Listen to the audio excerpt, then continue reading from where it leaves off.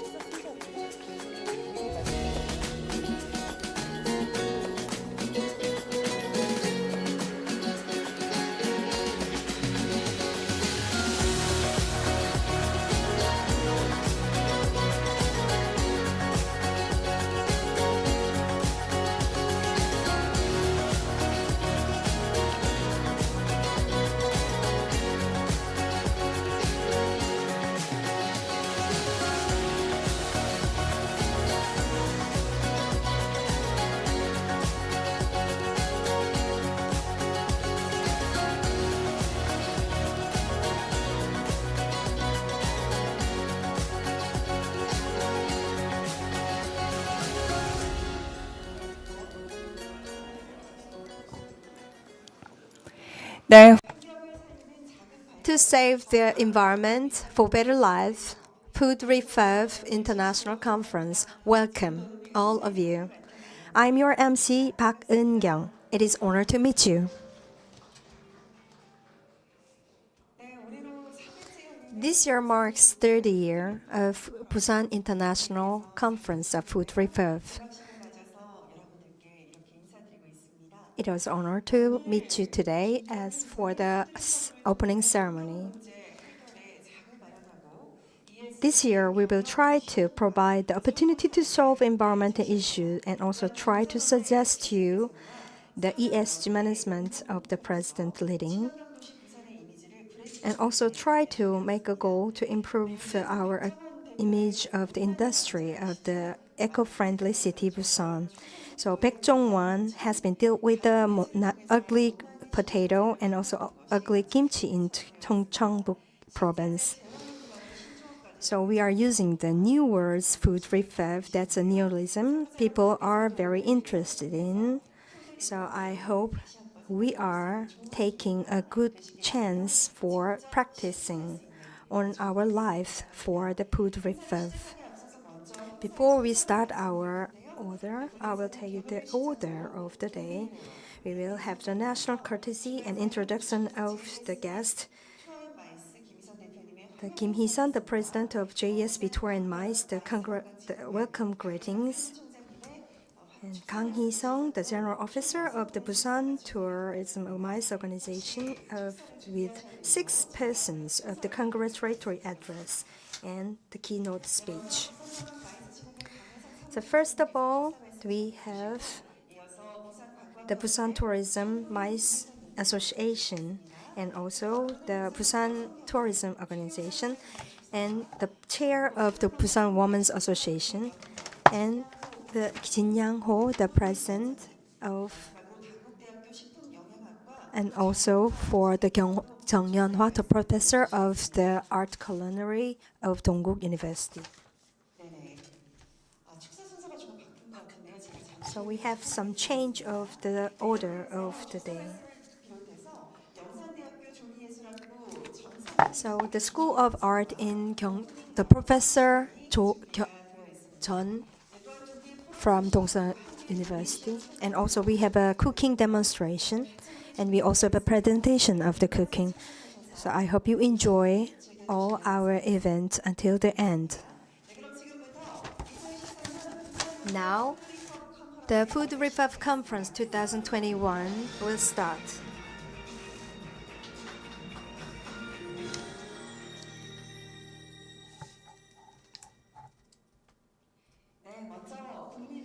First of all, we will have a national courtesy. Please stand up and to the national flag of Korea. 국기에 대하여 Pledge of Alliance.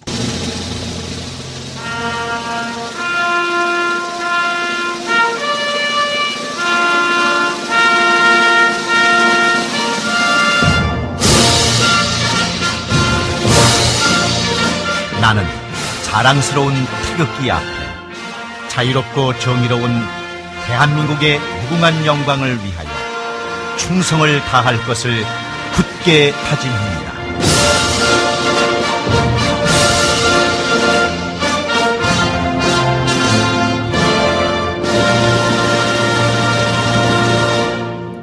바로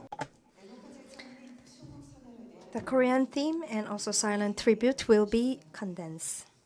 Please be seated. For our event, we have distinguished guests. I would like to express my warm welcome. The first of all, we will have a Busan MICE and Tourism Conference of Association. We have a General Office Kang Hae-sang. And we have Tourism Association, the Vice President Choi Bo-lim. Choi Hyo-ja, the Chair of Busan Women's Association. The President Jin Yang-ho, the Korean Institution for Korean Food Service Management Industry. And Director Gu Bong-gil from Korea Institute for Korea Food Service Industry. We have Professor Jung Yuna from Dankook University. And we have the President of JSB Tour and MICE, the host of our event. This year marks third year of the conference. We have a good will, and with your tributes, we just keep going on our conference. I'm really sorry that we could not introduce you all the guests. So first of all, we will have the welcome greeting from President Kim Hee-sun, the JSB Tour and MICE, the host of our event.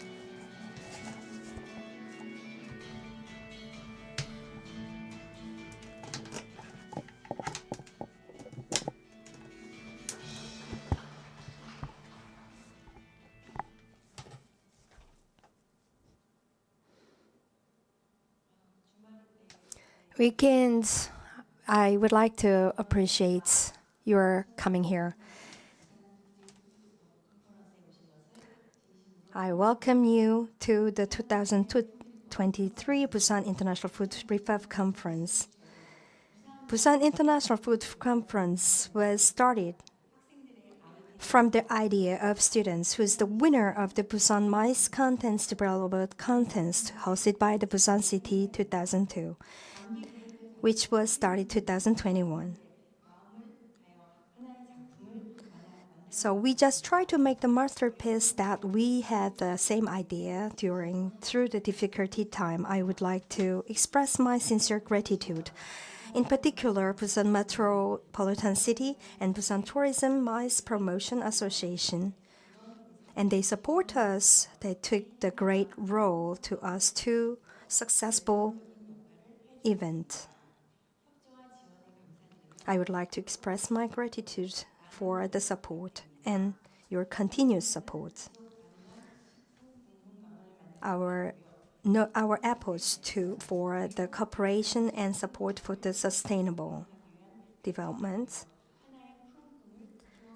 This will make a big dream, big picture to share diverse food experience. We will touch upon many topics, and we will have many expertise from domestic and international industry. We have been searching for 2 years, and we have the fruit for our future.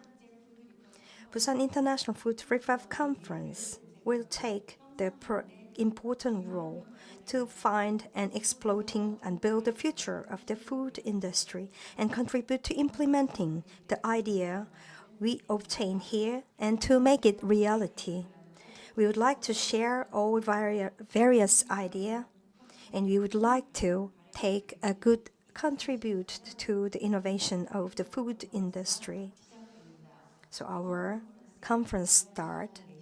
I would like to express my welcome and also thanks to those who put our effort from academic sector and also business sector. Wish for your good luck. Thank you. 있습니다. 아주 뜻깊은 행사죠. 벌써 3회 동안 이끌어 오셨습니다. We have been working here for 3 years. So from this conference, I hope we have the innovation in our food industry. So we would like to have the congratulatory address that we have a Vice President of the Busan Mice Tourism Association.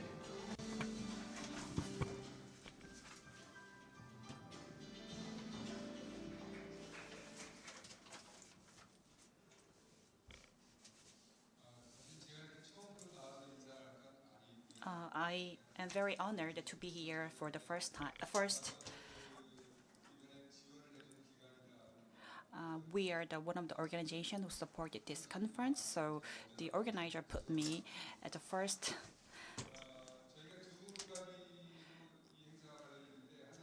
We are associated with this conference in 2 ways.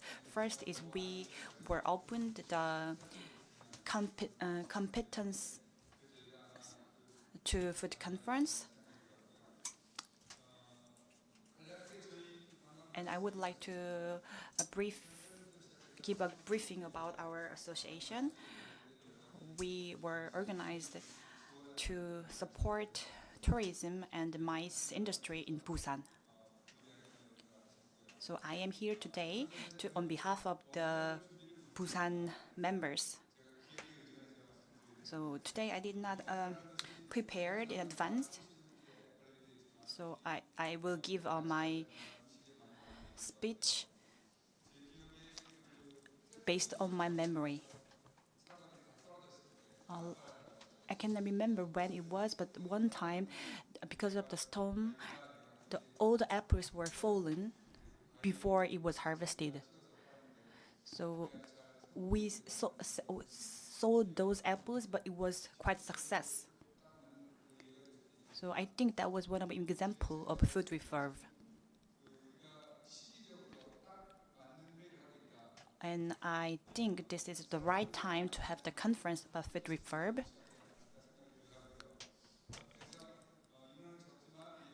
So with a small group, we're starting this conference, but this is very meaningful conference. So we are pioneer of the food refurb industry. Thank you for your listening. Thank you for your comments. Busan Tourism Mice Association. Thank you, Secretary General Kang Hae-sang. So we will have a Busan Tourism Association, the Vice President Choi Boo-rim. Please give him a big applause.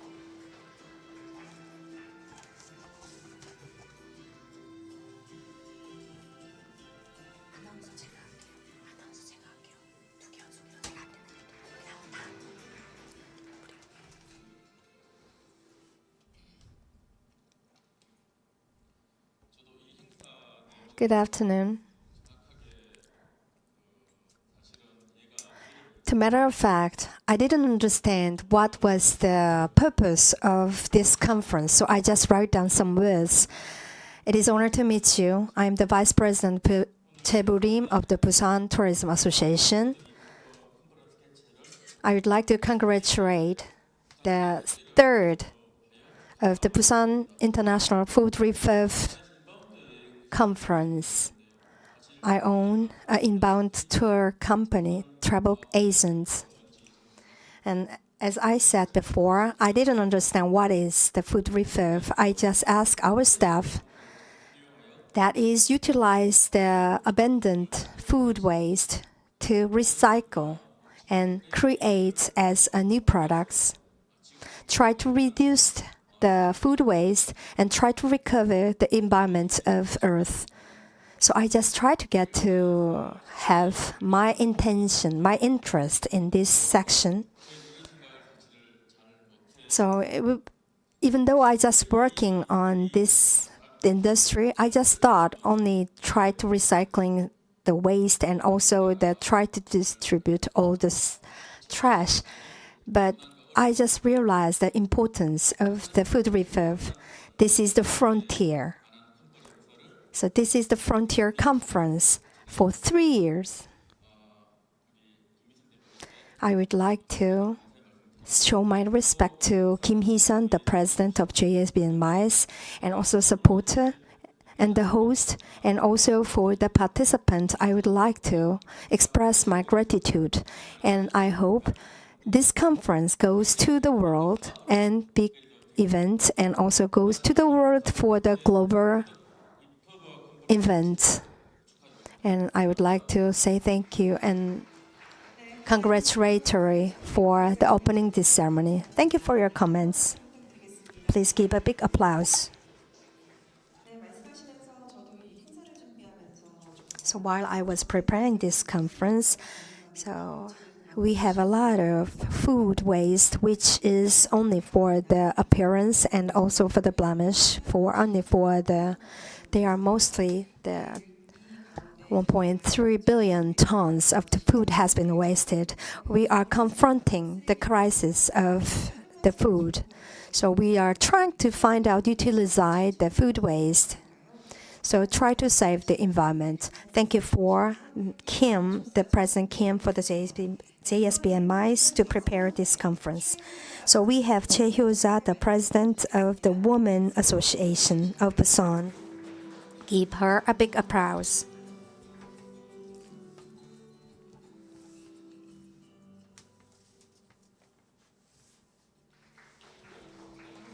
Nice to meet you. It is an honor to meet you. I am the President Choi Hyo-ja, the Busan Women's Association. I just have been thinking about why I'm here. Kim Hee-sun, the president, she invited me, and I just realized that she put her effort so much. I also working on the restaurant industry. I just in charge of the Dongdae district. So 30 years before, I really also tried to this kind of conference. But I didn't even try. I just let the time goes. But yesterday I just get the image in the conference and I was shocked. And this is what we had to do. So the President Kim, she just started instead of us. The Women Association and also restaurant industry is responsible to open this conference. This is our responsibility. We have a Gu Bong-gil chef,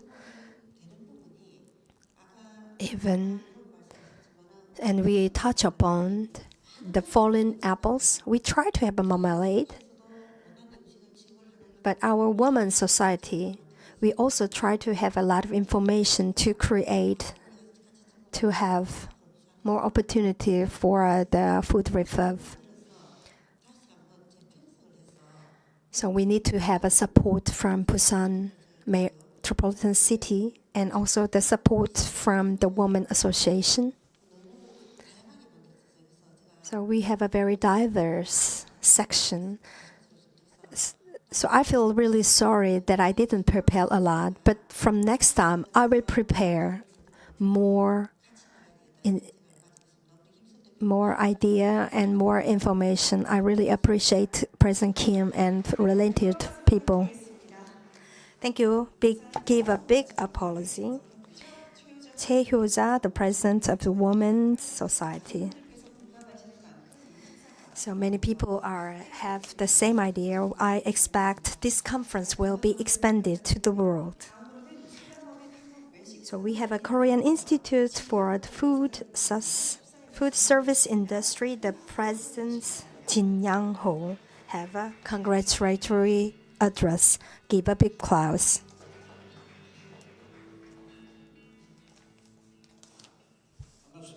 It is an honor to meet you.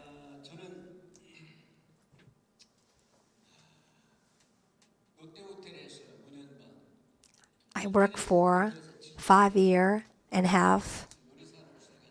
and Hilton Hotel 5.5 years. I have been a chef, but now I work as a professor, and I am the president of Korean Institute for Food Service Industry. The Food Reform Conference, I would like to send my congratulatory. This is for saving the earth. I'm really appreciate those who participate, the foreign attendants, and the restaurant industry, and also for those who working on for the JSB Tour and MICE, and the staff from Yongsan University. I would like to send my congratulatory. So actually, today we don't have many people. So most of the attendants, they have to attend to other events from 3 o'clock. That's why we have less people. One of the most goal that we have to achieve, the green city that we would like to visit, we would like to live. Busan will be the best to live as a my city. From today, we have a conference for 2 years. So this will be a great opportunity to show Busan as an eco-city. Food reform means the taste and the texture has no problem. But as products, they have a blemish and ugly appearance. So they could be the food waste, but they transforming as another form. Annually, 1/3 of the waste, the global waste, has been the value of the food reform is the social and international value. So food reform is for the symbol of eco-friendly. So this conference, we will discuss about ESG management, environment, and the value of economic and society. This should be expanded to all our efforts for the environment and the eco-friendly. So we will put our support to food reform. And also, the food reform will be the platform and center and the hover globally. And I would like to have a sustainable conference for the food reform. I wish for your health and for your good luck on your business. Thank you. 부탁드리겠습니다. 감사합니다. Thank you so much. The eco-friendly city, Busan, we would like to appreciate his comments. This is an international conference. We had the interpretation service, the channel 1 for English, channel 2 for Korean. So next we have the global business, Professor Danny Kessler from Dongsan University. Please give a big applause. Please welcome.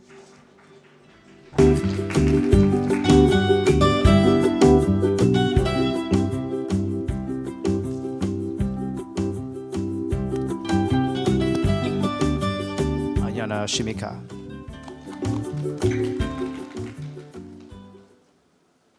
Good afternoon, everyone.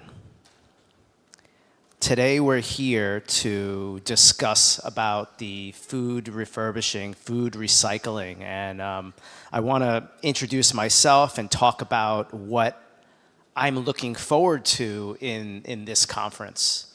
I think this topic is really interesting because my name is Danny Kessler, and I am a professor at Dongsha University, and I have a wellness research lab. And some of the things that I research is about wellness food, so this topic is really interesting to me. I'm always thinking about food since I was a teenager. I started reading books and researching informally when I was young about diet and health and putting on muscle and cooking and now I think my research is more focused on how we can help the environment and do good things for society. And I know that there's big problems in the world. There's a food crisis. People are hungry all over the world, and there's a lot of food waste. So I'm really excited. I'm looking forward to some presentations today. Professor Gurung of Dongsha University, he's going to be talking about the transformation food and food refurbishment and the magic marketing of selling and embracing ugly food.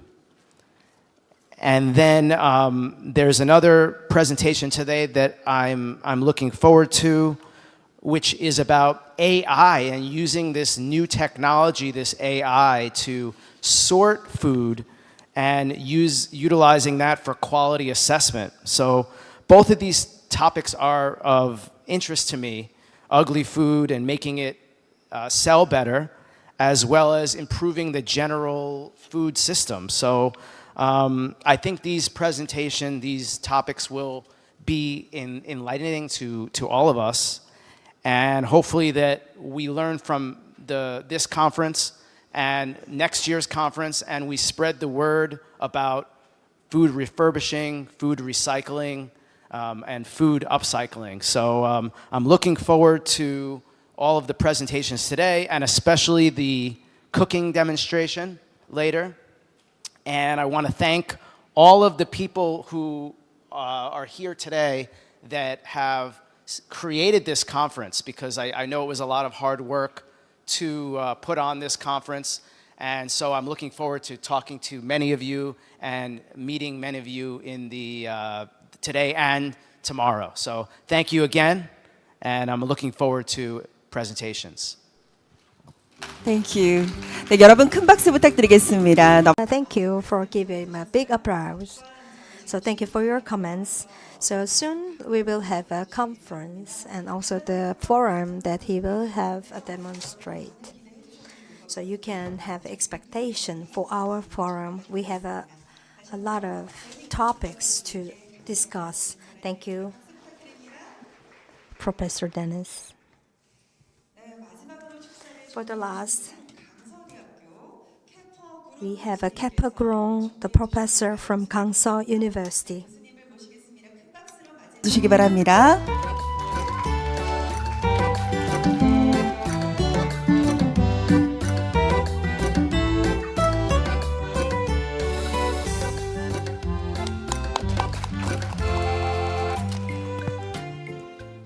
Well, thank you very much. I'll just like to read my script that I prepare, so that I just don't want to miss any important names. Okay, ladies and gentlemen, good afternoon, and thank you for the warm welcome. It is both an honor and privilege to stand before you today at the third Food Refurb Conference. My name is Kapil Gurung, and I'm a professor in Department of G2 Big Data Management at Dongsha University, Seoul. First and foremost, I would like to express my deepest gratitude to the organizer, JSB Tour and Mice, for inviting me to speak and for their unwavering commitment to fostering innovation and sustainability in the food industry. CEO Hee-sun Kim's dedication to creating a platform for dialogue and collaboration is truly commendable.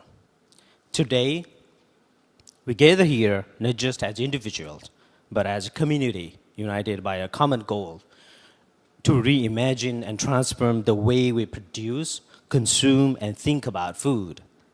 In a world where food waste continues to be a depressing issue, the work that we do is more important than ever. It is our responsibility to pave the way for a future where food is valued and not wasted.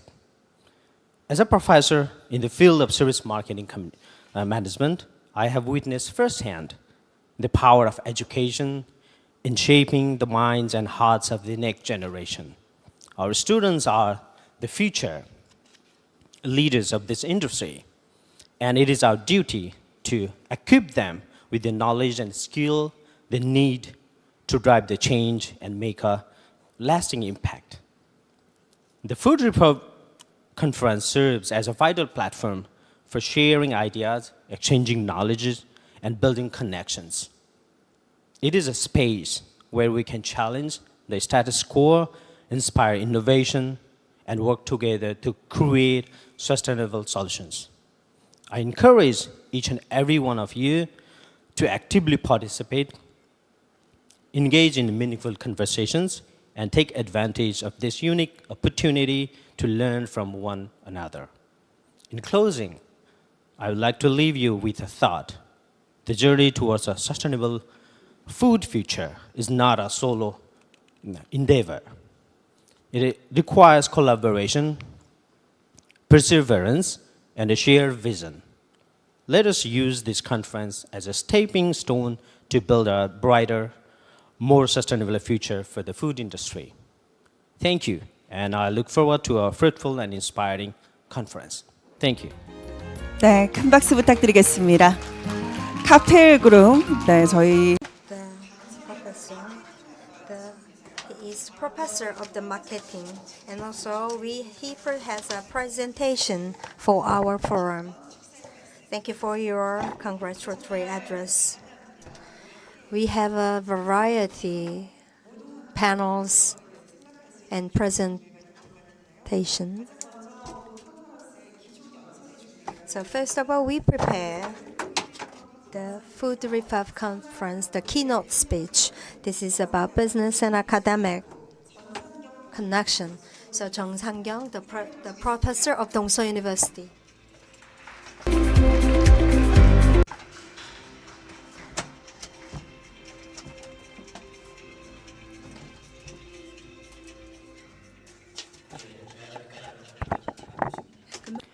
예, 오늘 이렇게 뜻깊은 From Yongsan University. I am very honored to participate in this significant event. And one of the officers from Yongsan University, I would like to extend my appreciation to BUSAN officers and Kim Hee-sun from JMB Tour for hosting this event. I would like to extend my appreciation to Yongsan University, Korean Academy, and Management Society. Busan International Food Conference is now in its third year. In our first year, we discussed about how to expand the incomes of agriculture and fishery producers, processing companies, and how to promote positive awareness of food refurb, and how to create added value. Last year, the conference was held with the theme of establishing ESG management within society. It expanded various programs in cooperation with the partner organizations to address international social problems and strengthen its expertise. And this time, we aim to diversify food refurb. For this purpose, we have organized 4 sub-theme forums and food refurb product development, trend report by professional growers, and cooking demonstrations by professional chefs. During this forum, we will discuss about ESG management, eco-friendly practice, and one of the business method, and discussing about ethical management of the business, and reducing food waste throughout the entire food chain from production and distribution to consumption for low carbon dietary. Furthermore, we will explore how to create economic value through our food refurb product development and how to enhance the quality and awareness of food refurb. I deeply appreciate this opportunity to hold the conference about food refurb, the emerging global issue in Busan. And I think this is our gift and another opportunity. Last but not least, I would like to thank all the participants from academia, businesses, universities, and all the officers. I sincerely hope that Busan will become international hub city of Busan food refurb, starting with this conference. Thank you so much, the Professor Jung Sang-kyung. Thank you for his keynote speech, short but core of the topic. So as he touched upon, we are working on the diversification of the food refurb. So I started to study about food refurbs that we have try to find a lot of events, but this is the first and the unique event only for food refurb. This is very meaningful for us. So ugly but blemish and fallen down, all those fruits and vegetables should be used for the food refurb. And also we will try to find out the best solution for the food crisis in the world. So today we prepared the special video. So please enjoy.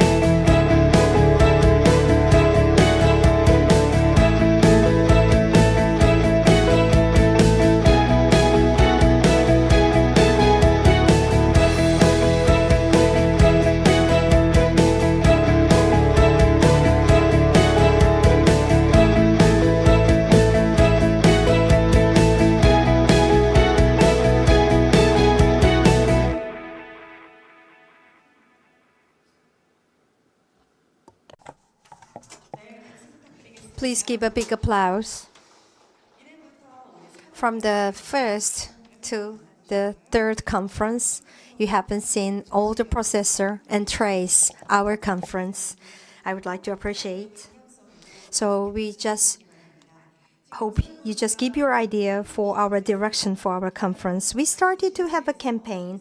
The MICE Conference Association start with the idea of the winner of the contest. This come from the campaign to culture, culture to industry. So I hope your participate and also your attention for our conference. For the last, we just have a time for the top photo. So the presenter and the moderator and guest, please come on the stage. We will take a photo.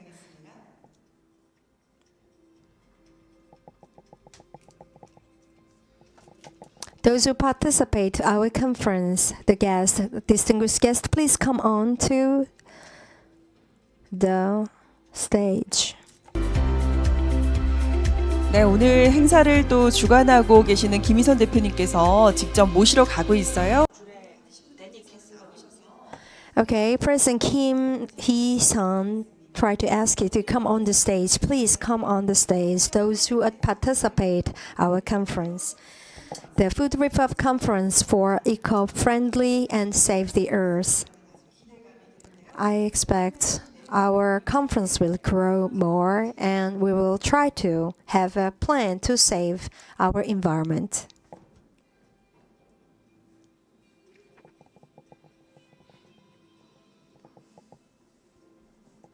왼쪽으로가 좀 남아. So we have some space to the left. Please move to the left.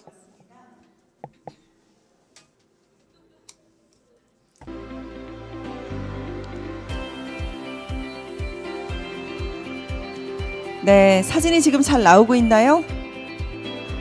So please check the photo, please. 이 푸드 리퍼브 컨퍼런스가 더욱 더 확대되고 더 성장하길 바랍니다. So I will say 1, 2, 3. That we fighting. Say fighting. For our explorer and challenge of the food refurb, please give applause.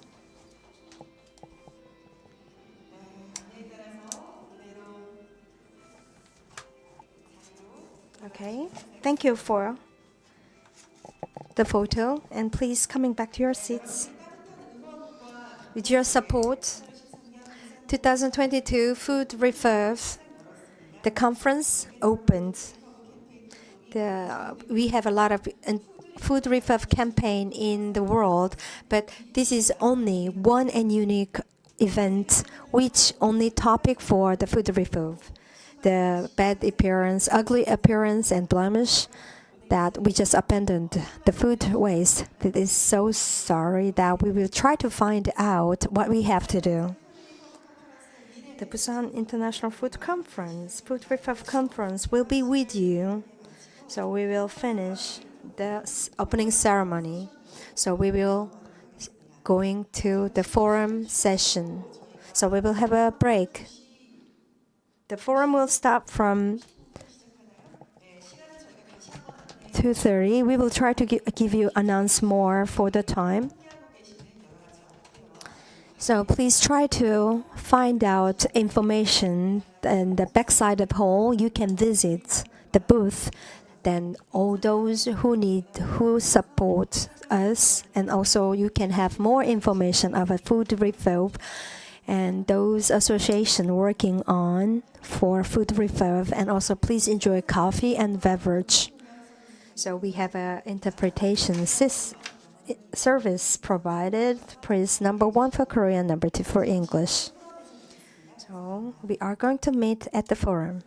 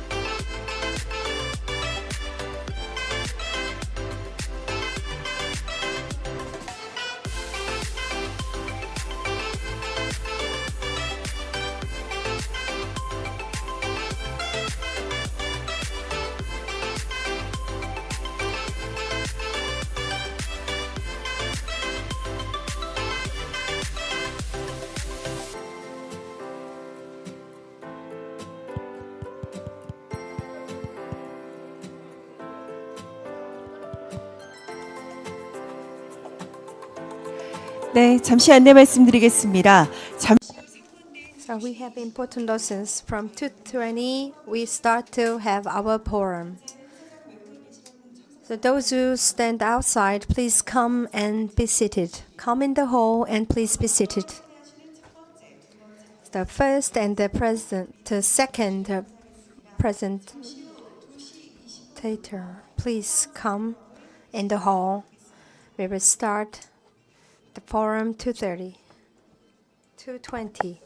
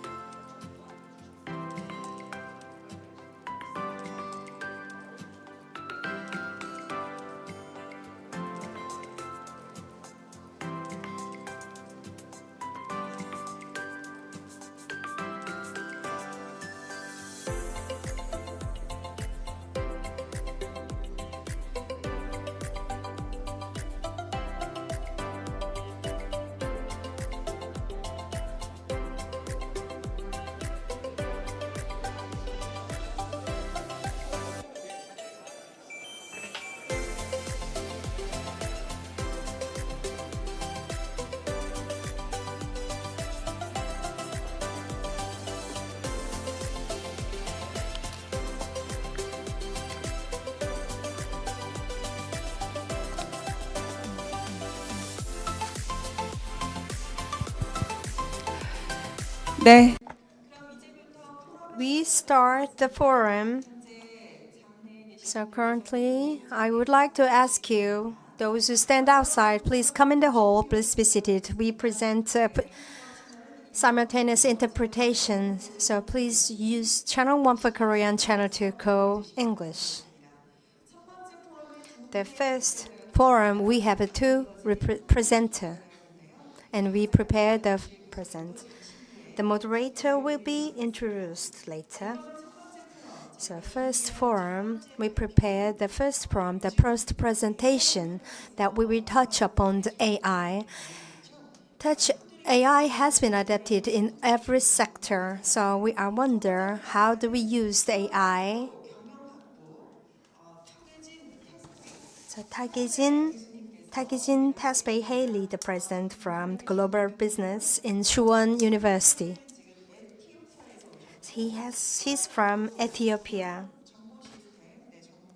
He is majored in global business. He has been also working on the educational sector more than 15 years. So he will touch upon the adoption of AI in food refurb. Please give him applause.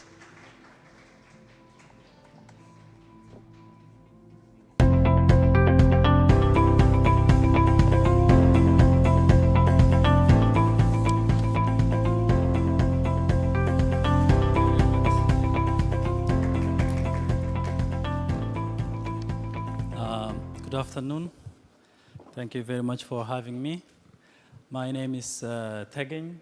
I'm from Ethiopia, and I'm currently working as an assistant professor of global business at the University of Suwon.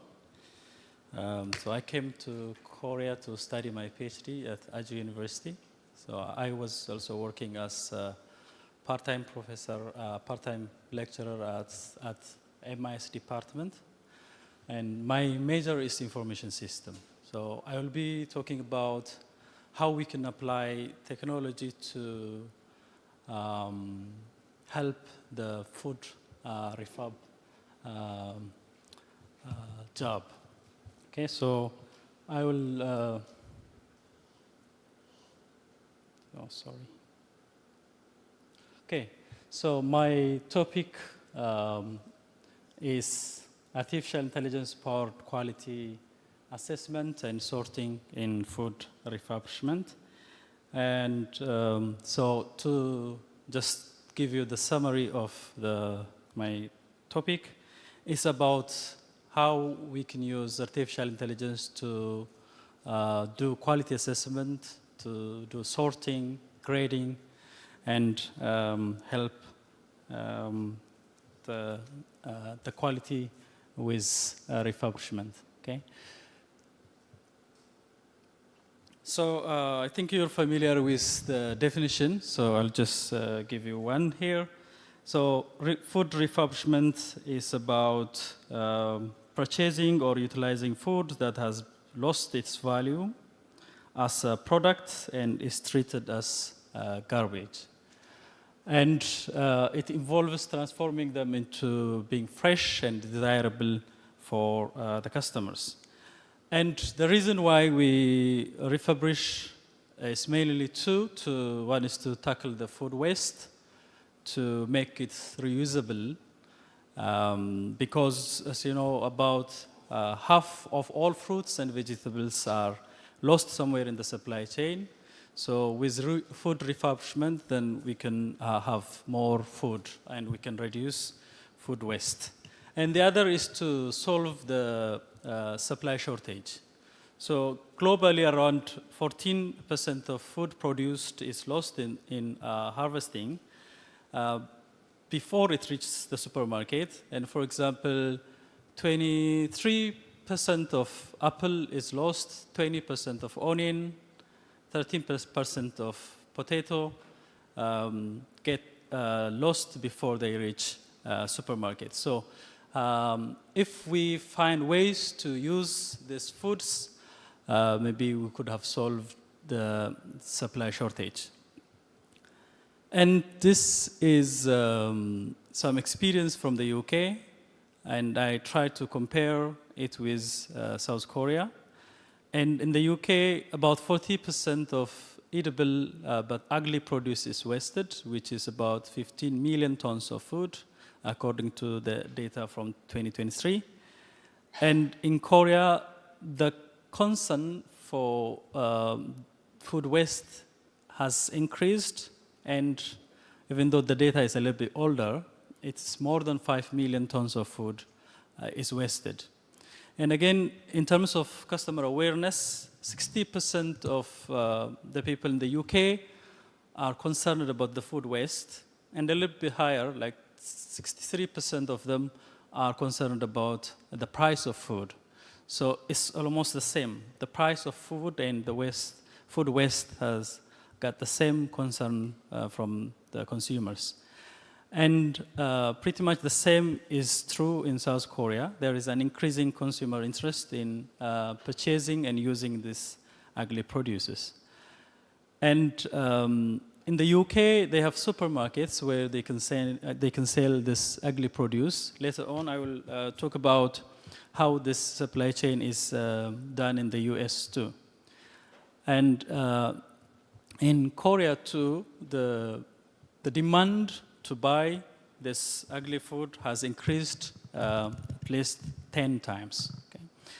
And what is the government doing in terms of, could be customer awareness of ugly food, or in terms of processing them for secondary items, or could be anything that help with decreasing the food waste or decreasing the shortage of food. So in case of the UK, they have this called quartile commitment, and this commitment is to reduce or eliminate unnecessary cosmetic standards.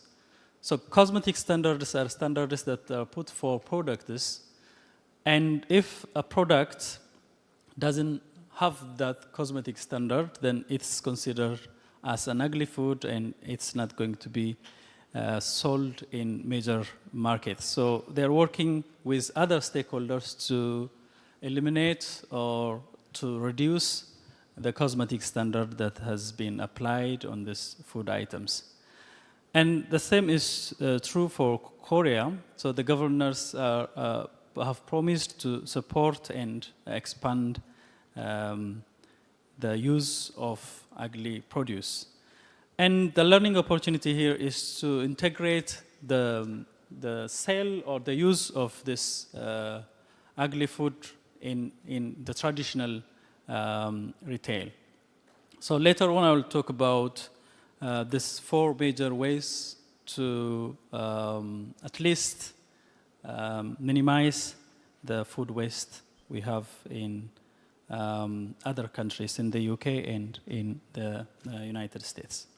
So, and the same thing is in South Korea, to adopt strategies for awareness and retail inclusion. So I read some article on Korea Times that people are now very aware of ugly food, and they would like to consume ugly food. They don't have any negative perception toward this food items. And something to learn, like the integration point between the two. So the integration point is both the UK and South Korea can benefit from integrating this imperfect produce into their offering. Could be through the standard retail, or it could be through specialty retail, which can only sell the ugly food. Okay? And South Korea can learn from the UK's experience in increasing consumer awareness and acceptance of this ugly produce, as well as the successful integration of imperfect items into their retail channel. So doing this, this can align with consumers' preference to have more sustainable choices, to reduce food waste, and also to contribute to the availability of the fresh, affordable produce. Okay, I'll be a little bit faster here. So the other thing is, this article is from a professor at the University of London, and he has listed some of the steps various parties could take to boost demand for imperfect fruit and vegetables across the supply chain. And the first one is to educate the consumers that ugly food is not it's not about the nutritional value, it's just the look of the produce. And customers should be aware that this food has the same nutritional value so that they can get used to it and buy them in supermarkets. The other is to reduce these cosmetic standards so that more of this ugly food could be available in the supermarkets.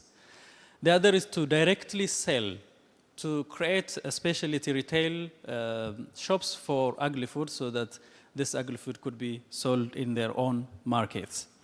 And the other is to donate this food to the needy, so to make food donations. And the other is to add value to these products.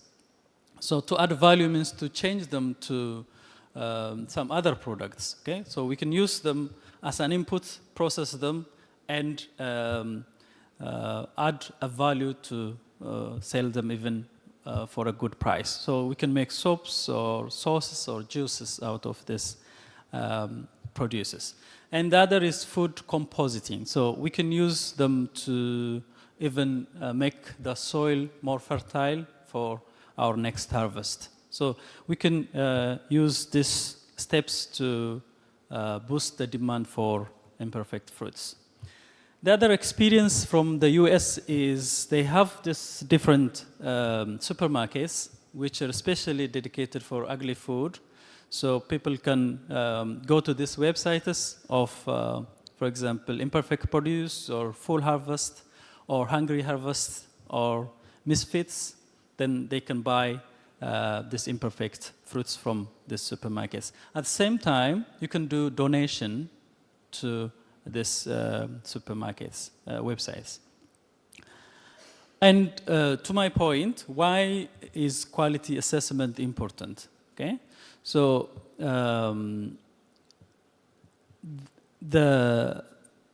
it plays quality assessment, or to assess the quality of this imperfect produce plays a vital role in ensuring that these refurbished food items meet safety and quality standards. So refurbished food items that are ready for refurbishment have the same nutritional value as we have said. It's just the look of the produce that is not appealing to the consumers. Okay, so the safety standard has to be assessed, and it has to be up to the standard, because ugly food doesn't mean spoiled food or dirty food, right? And also it ensures that consumers can enjoy safe and high quality products. And there are challenges because at this point in time, maybe in Korea, it can be manually managed, but I think in the future, because 40% of the produce is waste because it is ugly and because it's imperfect. Okay? So in the future, this large volume of food cannot be easily handled manually. Okay? So the manual handling of this process is very subjective, very inconsistent, and it's very time consuming. So to address this challenge, we need more efficient and objective quality assessment methods, and this is where the artificial intelligence could help us. So let's talk about now artificial intelligence in food refurb.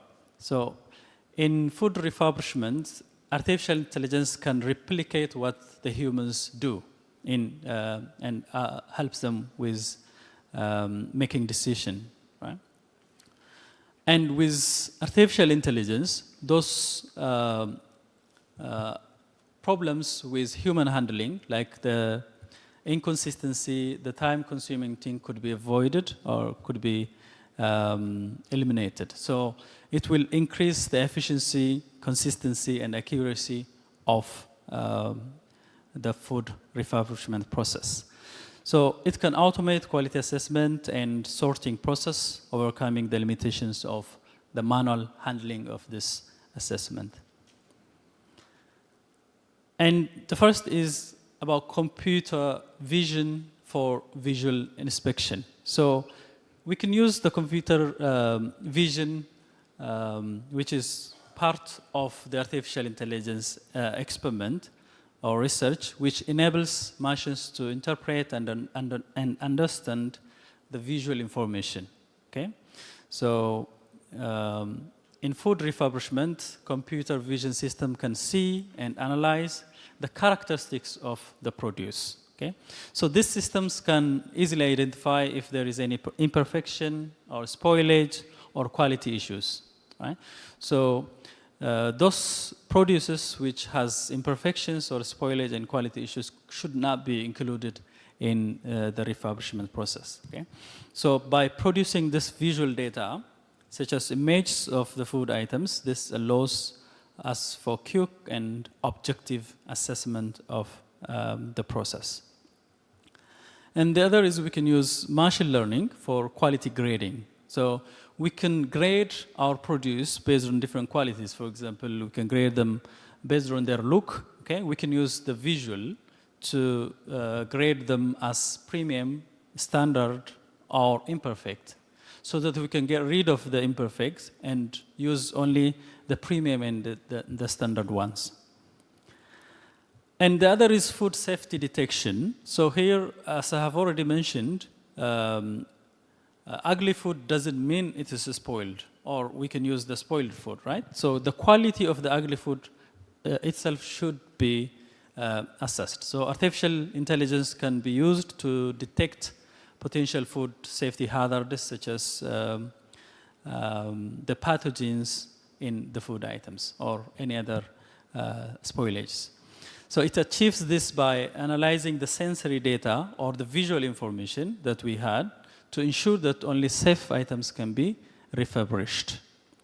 So artificial intelligence can be significantly enhance the food safety in the refurbishment process by reducing the risk of foodborne illness and safety concerns. And the benefits, we can classify the benefits in general as reducing the food waste, and the other is to increase the efficiency and consistency. So when we say efficiency, we're talking about time and resource that we use, right? So with the help of artificial intelligence, we can speed up the process of refurbishment. It will take us less time, and also we can increase the consistency. So this subjectivity with the human handling of the process would be avoided if we can use artificial intelligence. And so looking into the advantage, you can see this is the Sustainable Development Goal of which is put forward by the UN of the 2023 agenda. And of the 17 goals, the food refurbishment can address at least 10 of these goals of the Sustainability Development Goal Agenda, Agenda 2030, of course. And this is just some partial process for automating the food refurbishment process using artificial intelligence. So the first thing is to collect this visual data, and of course the database will be populated with this information of perfect, imperfect, and standard products. And from this vision, the artificial intelligence can identify whether, or that can grade this produce based on their looks. And the other is the machine learning model. So the first is data collection and preparation, which takes collecting of the visual data. And the other is model training and validation, which takes the machine learning model for quality grading. And third one is to integrate this into the workflow, so automating the sorting process. So imperfect items are automatically sorted for refurbishment, while the premium products can be directly sent to supermarkets for the major sale, okay?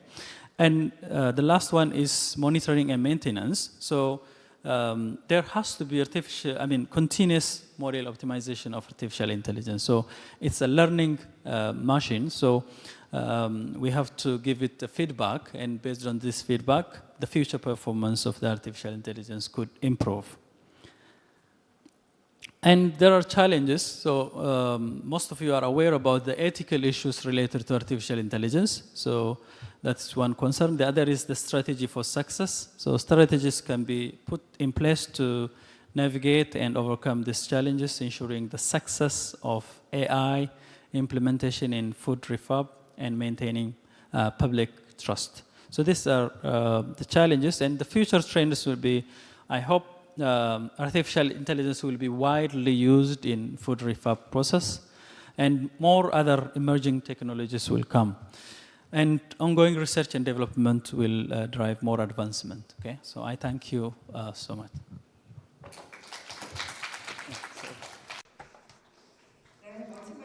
Thank you for your presentation. Professor Takijin, please give him a big applause.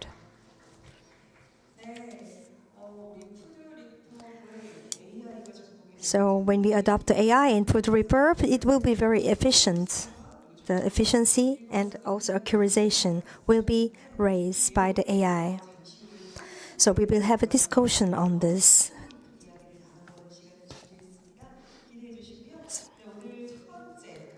So the first forum, the first theme has been finished. We have a second presentation.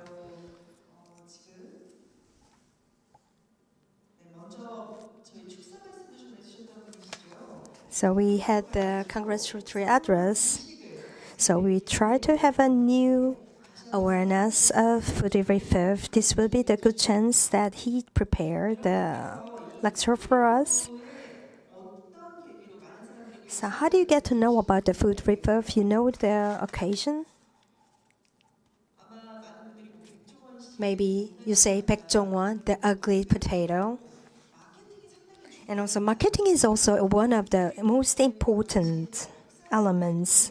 And also this marketing helps the spread idea of the food refurb. So how can we make a magic on the marketing for the food refurb? The global business from Gangso University. Then we have a coffee grown professor. Please come on to the stage.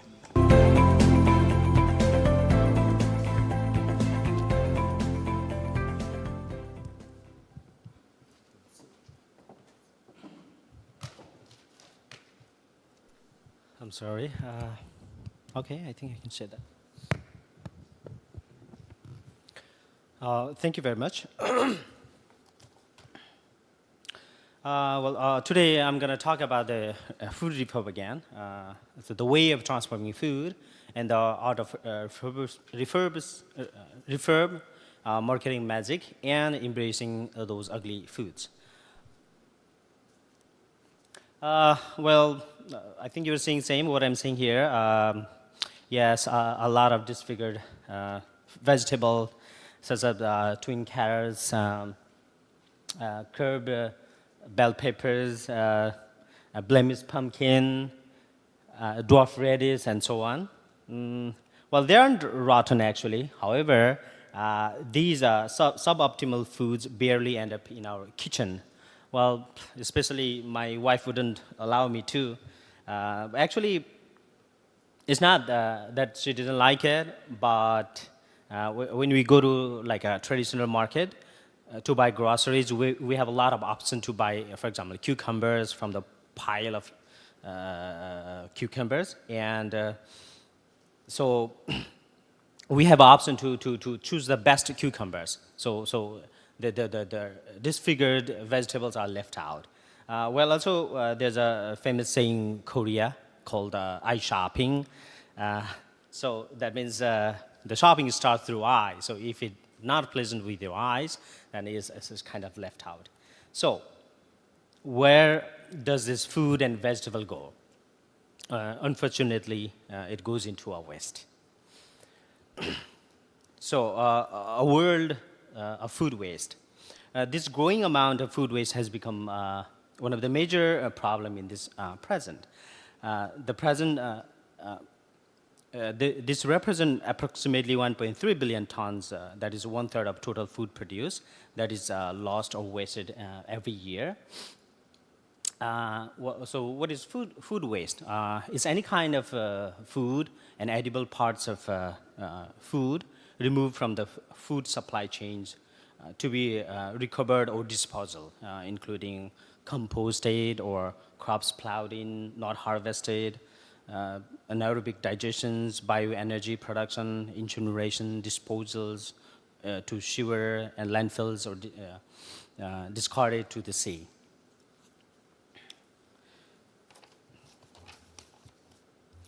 Well, food waste occur in all the stages of food life cycle, from the farm production, that pre-farm gate, all the way to the consumption in homes and restaurants, also called post-consumer. Post-consumer waste is a much bigger concern in industrialized countries than in developing nations, which must cope with pest, disease, poor harvesting techniques, inadequate transports, and storage infrastructures. A Research on Food and Agriculture Organization evaluation method estimated that North America and Oceania together waste 14.5 million tons of edible fruit and vegetable every year, compared to 11.1 million tons wasted at the post-encounter stage. Well, you can see in the given figure there. The cause of this pre-farm gate food waste is due to failure to meet supermarket quality standard. Consumer experts claim that supermarket quality standards have been driven by consumer demand. It means most consumers simply don't buy food that is blemished or mishappen.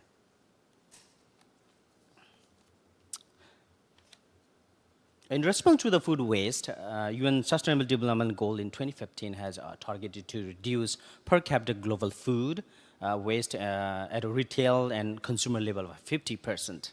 So how is food waste generated, and what are the sources of food waste? According to the mentioned data earlier, the food waste is mainly generated from food production systems and consumption patterns. Well, they are directly influenced by the consumer demand of perfect produce. I'm going to talk about consequences of this food waste. We can explore the consequences of food waste in three key areas. That's economical consequences and economic consequences, social consequences, and environmental consequences.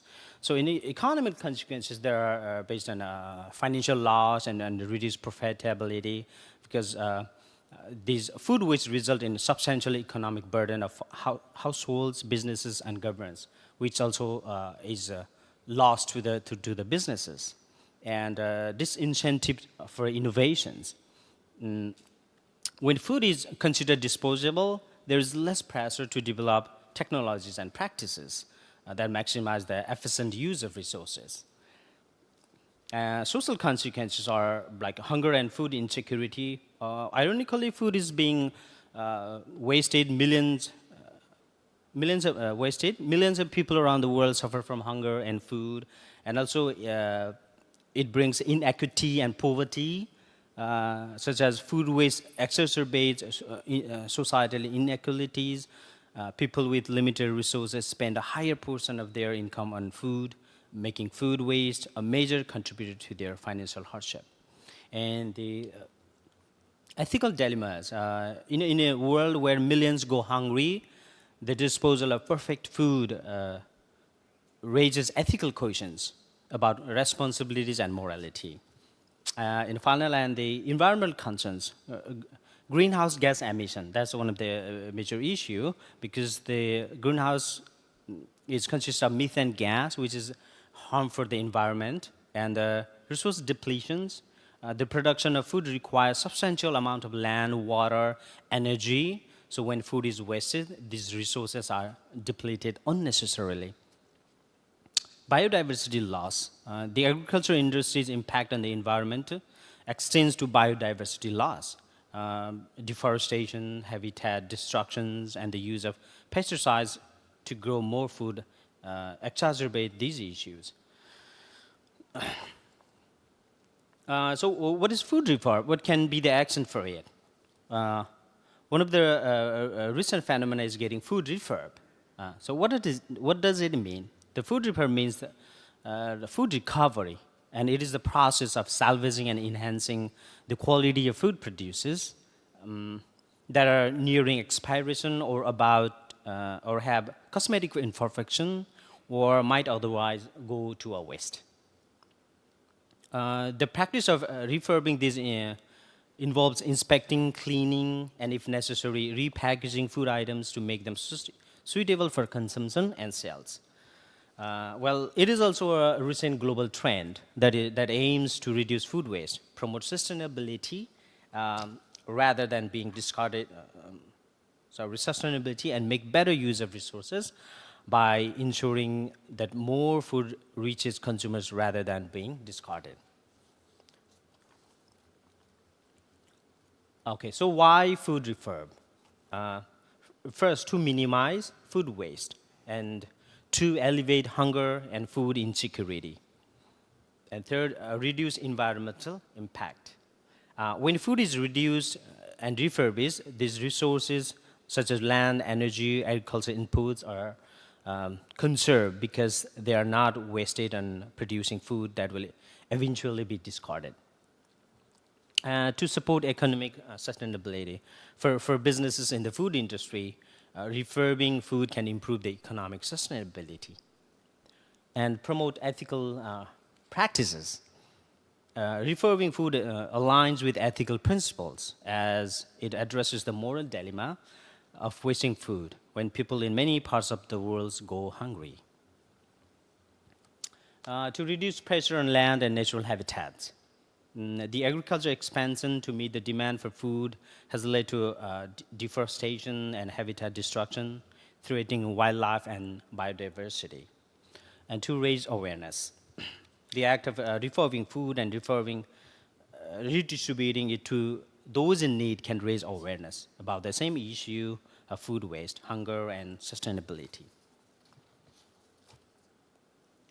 So the ugly food, the problem. One of the reasons for food waste is consumption patterns of consumer based on aesthetics. As the saying goes, the first stage is always with eyes. Consumers use aesthetic cues to make inference about freshness, flavors, and food quality.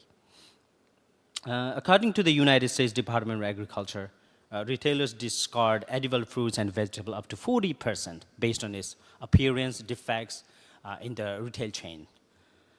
In general, conception, being ugly connotates being bad or less quality in consumer product.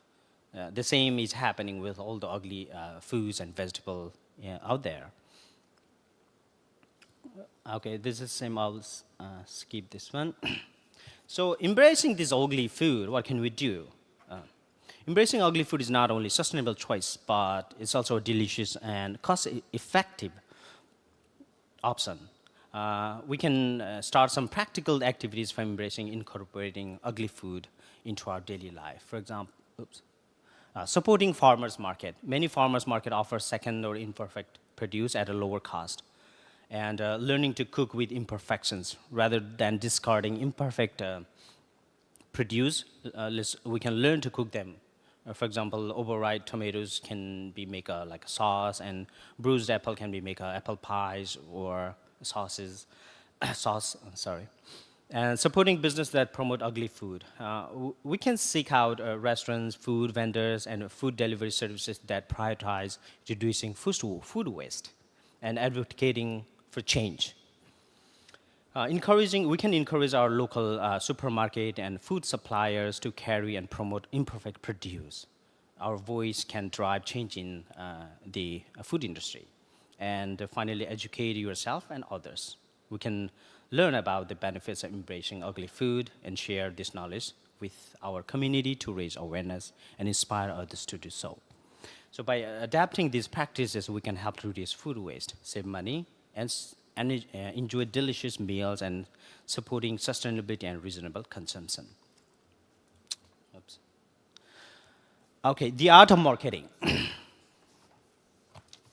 So what can you do? Marketing plays a crucial role in promoting ugly or imperfect food and changing consumer perceptions. Some of the strategies and ideas to effectively market and promote ugly foods are storytelling.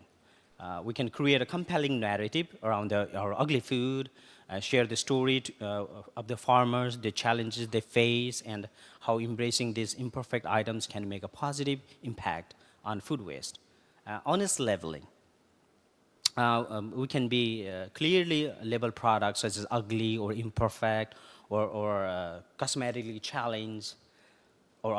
So honesty can build trust with consumers. And collaborating with chefs, partners with local chefs to create or promote special menus with featured dishes made from ugly food. Maybe this can create a buzz and attract food enthusiasts. And recipe ideas, we can provide consumers with recipe suggestions, and packaging and presentation, developing appealing packaging for ugly food that showcase its unique characters, and consumer engagement with consumers through social media platforms, food testing, hosting and organizing food tasting events or samples at your store or farmer markets booth, and sustainability messaging, emphasizing the sustainability aspects of choosing ugly food. And customer testimonials. We can share the stories of testimonials from customers who have embraced ugly food and had positive experiences. Personal stories can be very persuasive. The key to successful marketing of ugly food is to change the way consumers perceive these items. It is necessary to emphasize the value, taste, environmental benefits, and encouragement to be part of the positive change in reducing food waste.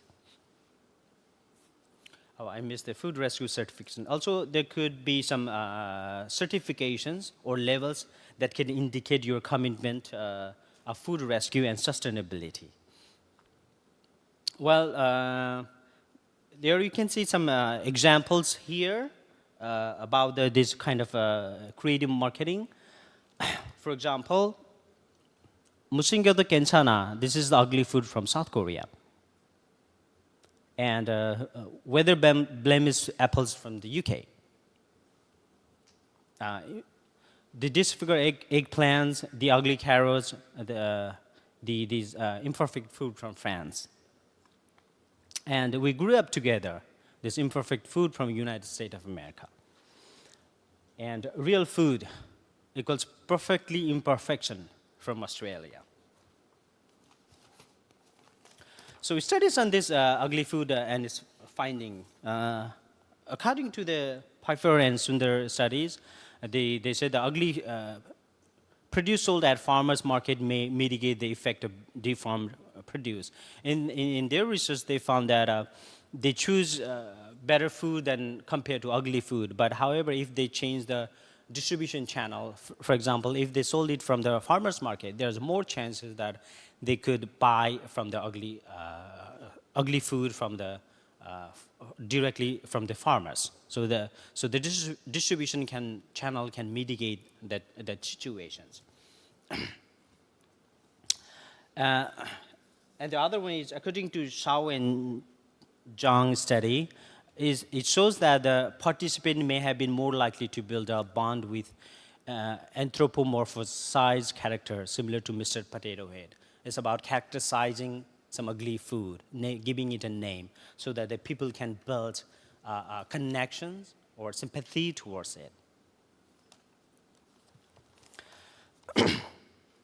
And this final one is, ugly foods in a processed state does not need to be backed with organic labels, while such quality cues are needed for unprocessed ugly food.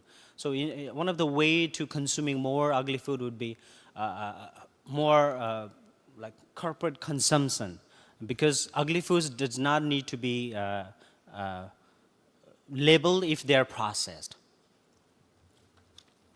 Well, in conclusion, arguably food waste is one of the major problems in the world that needs serious actions. So let's minimize some by choosing ugly foods at the grocery store. Let's spread the word about food refurb.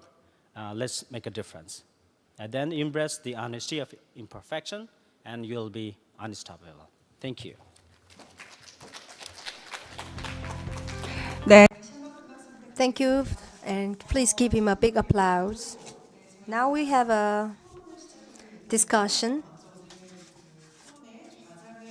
So I would like to introduce you the moderator.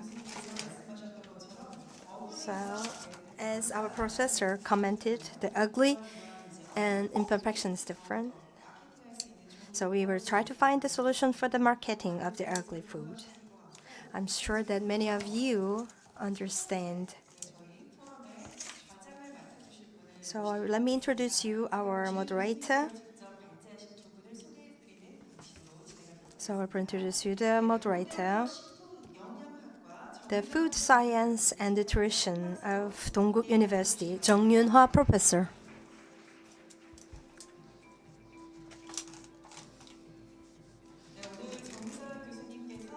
Professor Jung is the moderator of the first forum, and we would like to invite you to the stage for two presenters. Will you please introduce our panels? Good afternoon. I am the moderator, Jung Yoon-hwa, professor, the Food Science and Nutrition of Dongguk University. I had seen most important represents from the two speakers. The first speaker, he is working as a professor at the Global Biz of Swan University. He's majored in global business systemic. He came from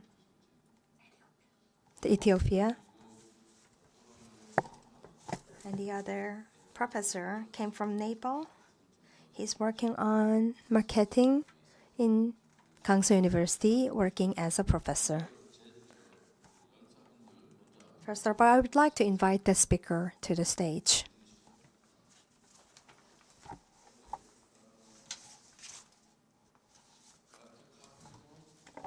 And Dr. Haile? Okay, thank you. 그리고 세 분의 패널들을 We have more 3 panels.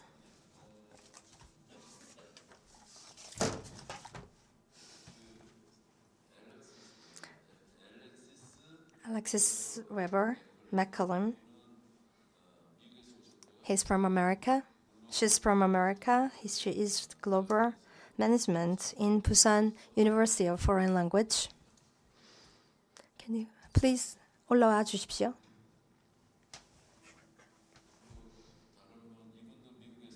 He's also from America, USA. He's working on the graduate school. He is working on the doctor's degree right now as a professor in Donga University for 10 years.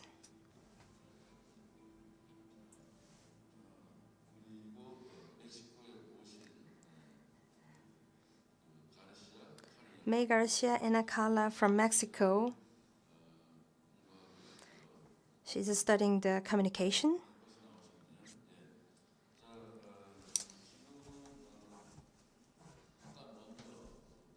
First of all,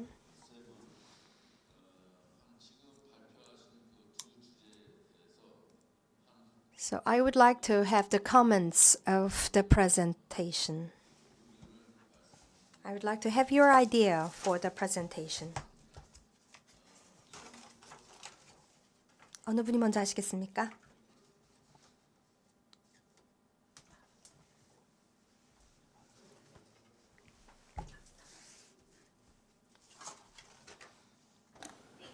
Okay, John Roger 먼저. Okay. Well, thank you very much. Thank you for the introduction. and it's nice meeting all the panelists, and I enjoyed the presentations. Professor, is it Professor Hale? Hi. Hi. Okay, I enjoyed your presentation. You talked about AI and how it can be used to sort of improve the, I guess, the supply chain with food and helping to prevent waste. And Professor Gurung, you talk more about the demand side and the marketing and how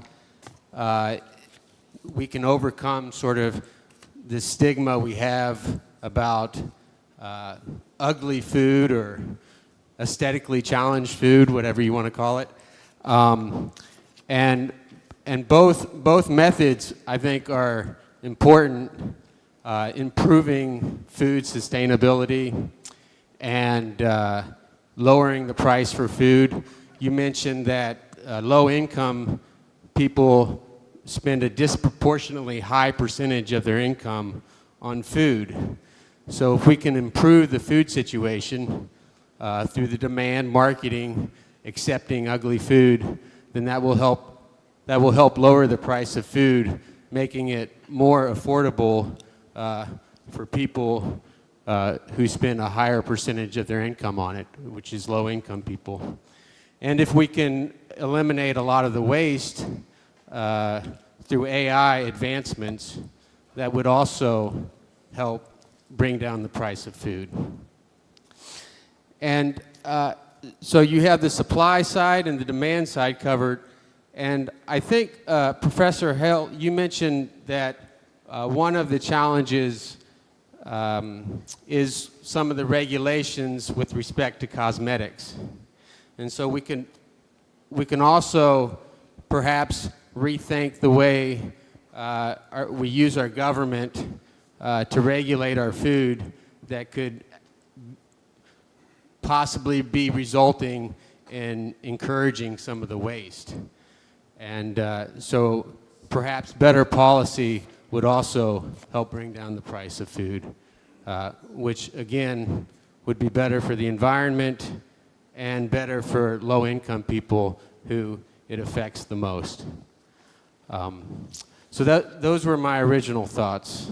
Like I said, I enjoyed the presentation, and it's an honor to be a part of this discussion.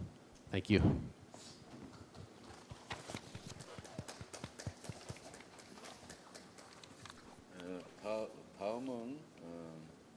So next.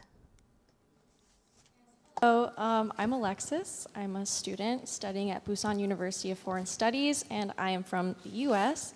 Thank you to both of the speakers today.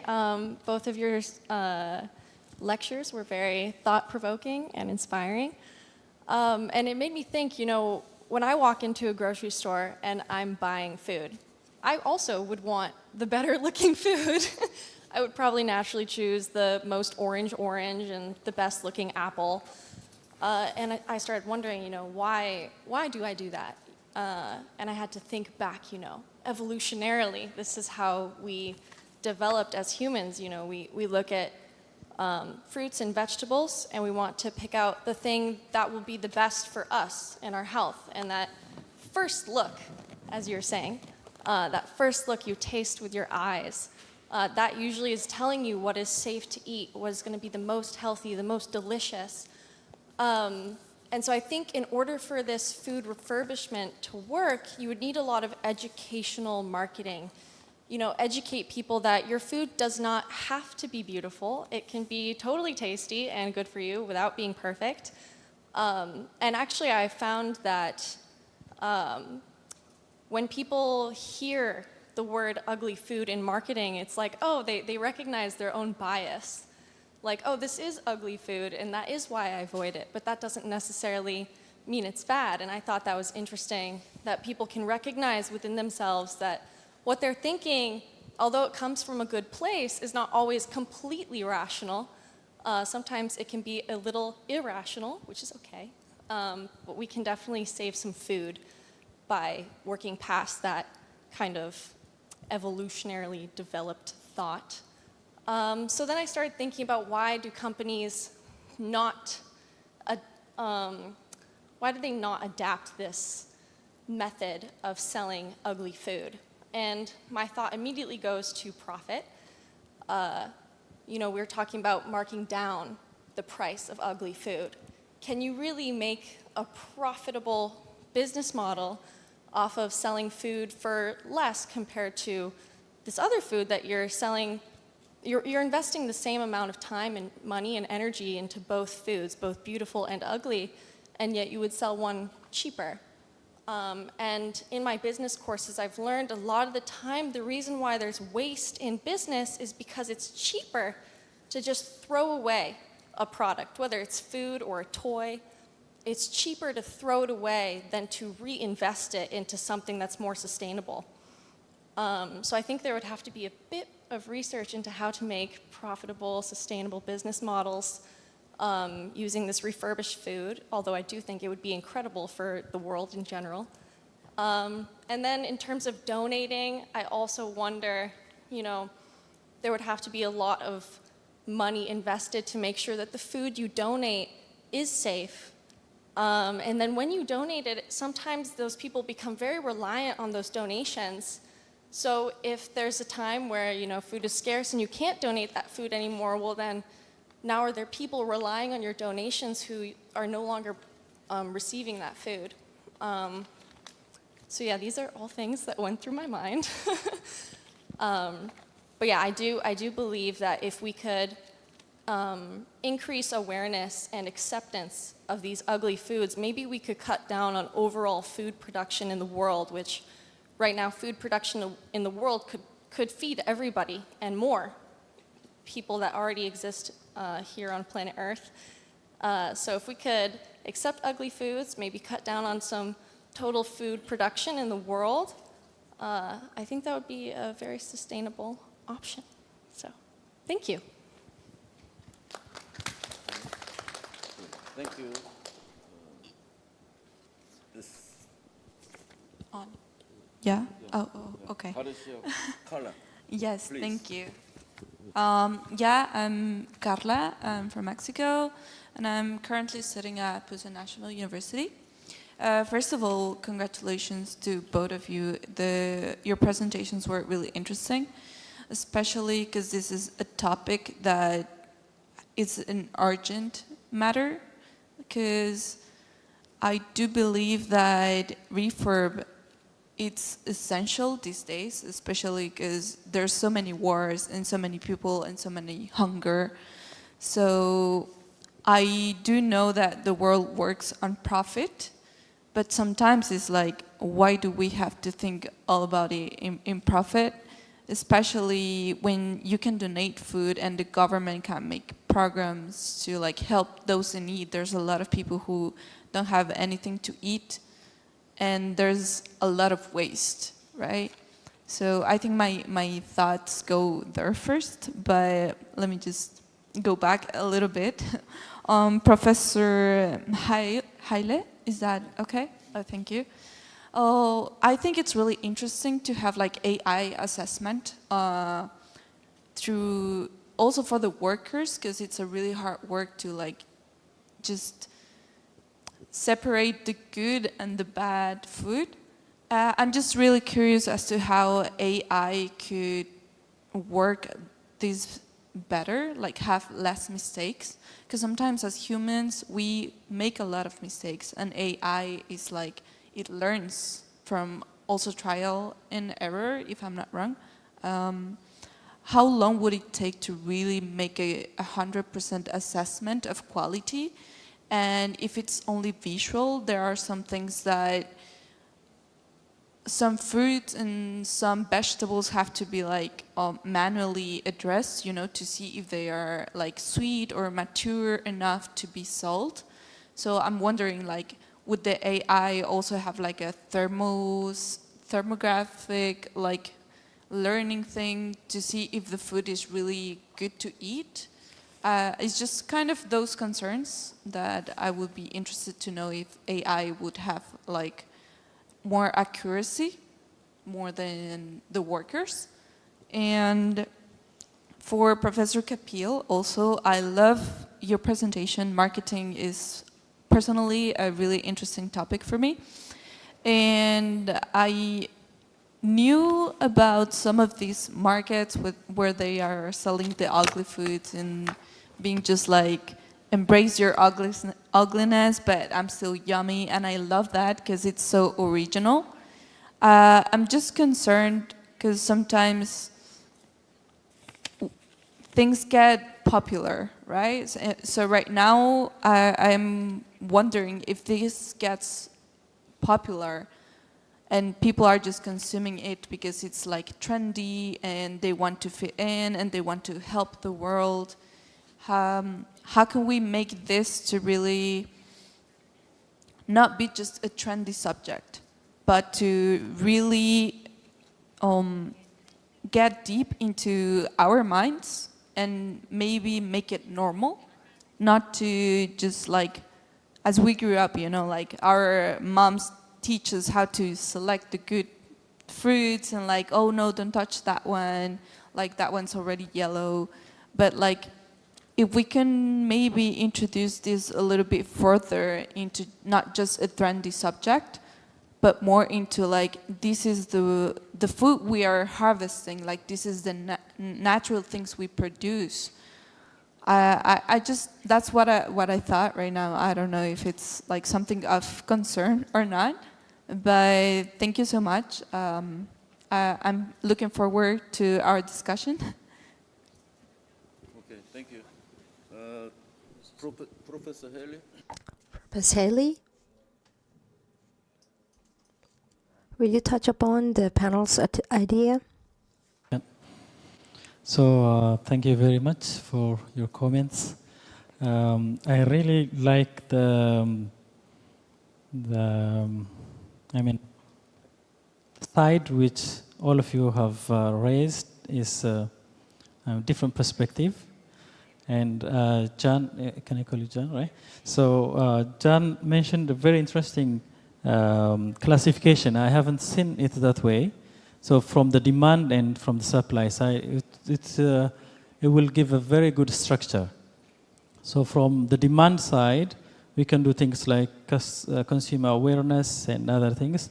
And from the supply side too, we can use artificial intelligence and also other sorts of technologies to improve the supply of this imperfect food to the consumers, right? So it's perfect. I like the classification of approaching the problem from the demand side and from the supply side. So thank you for that. And Alexis has mentioned, again, very interesting things about ugly produce. I personally have the same problem with the name ugly, because why ugly and what is the standard to be ugly? So I don't like the name, but that's what they call it, and some of them call it imperfect. Again, I still have some problems with the imperfect, because, for example, when it comes to consumers, they have no problem with the cucumber bending, and they have problem with the apple with a little bit of different shape. So this ugliness by itself is very subjective, and the first thing that we can do to improve the food refurbishment process is to aware the consumers that the shape of the food has nothing to do with its nutritional value. So so the name has to be changed, according to my opinion, that it should reflect something positive, because as Alexis mentioned, the consumer bias has already happened. When you call your own product ugly, then you are giving it a less value to the consumers, right? So the demand for the product will start dropping from the beginning. And the other good thing is about donation. So donation is one of the steps that was recommended to increase, to boost the demand for these imperfect foods. But the concern I share with Alexis is, so the percentage of food that is going to be imperfect cannot be consistent. So this month it could be like few tons, the other months maybe more. And as she mentioned, this will create some kind of inconsistency, because if the people are dependent on the food, then it's very difficult to supply the same amount of food every month or every year.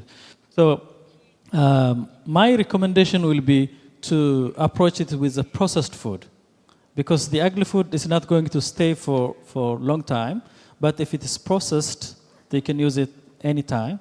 So maybe processing the ugly food could solve that kind of problem.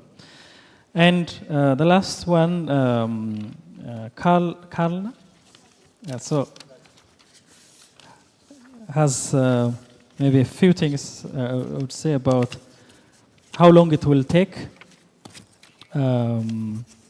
for the computer, for the artificial intelligence to learn, right? That's a very interesting question. So from the beginning, you populate the database with the visual information, like which of this produce with every item. So for apple, could be different. For cucumber, it's different, right?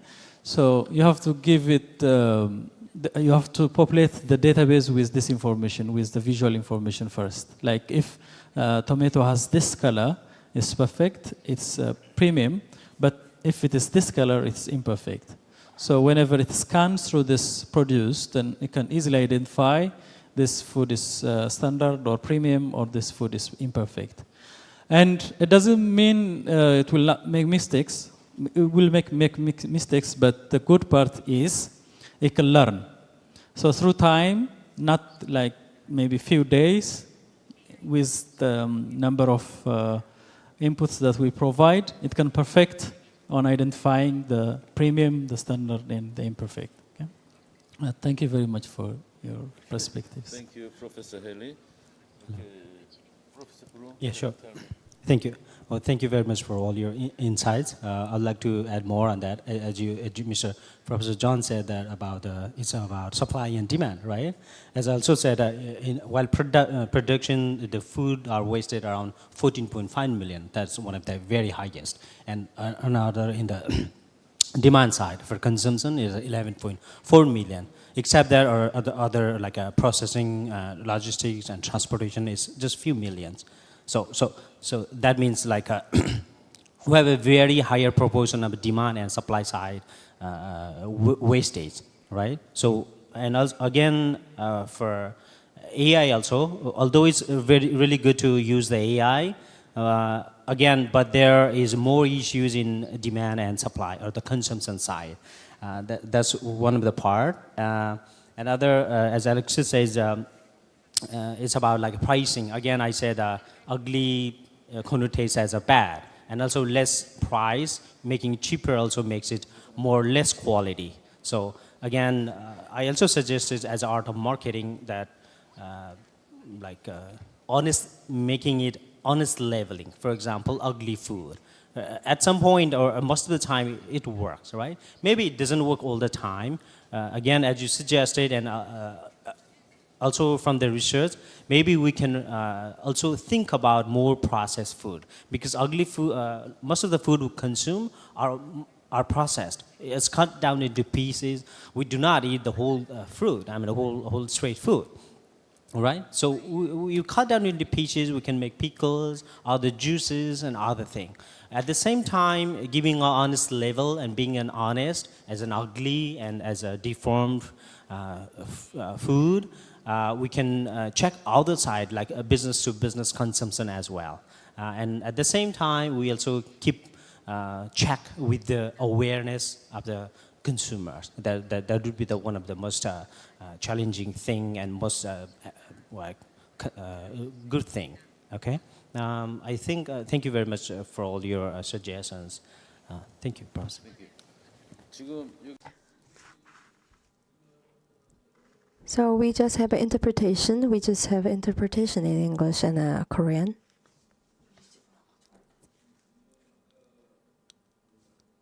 So I had a good opinion of you.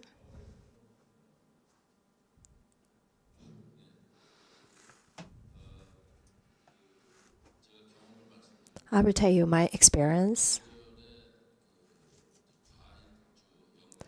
I have been working on R&D for the wine from the fruits, so ugly fruits, and also the expiry date is over, and fallen fruits. So one of my students working in the farming area, so I just asked him to bring it the ugly products. So I just wanted to do that, but he said it's not impossible because they grind all the fruits. So what, in case of if they have a problem with the quality or their health status, that will be the completion. To talk about the terms of the expiry date, we also grind it.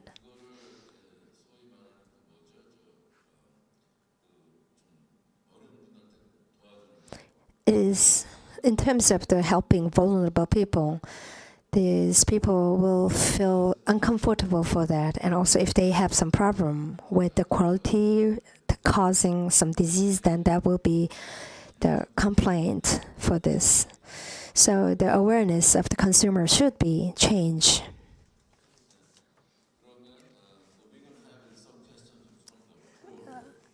그리고 질문 Q&A 질문을 시작하겠습니다. So please ask question that we will try to interpret it in English and Korean. So do you have any question? We will use the podium will be going to you and you have a question.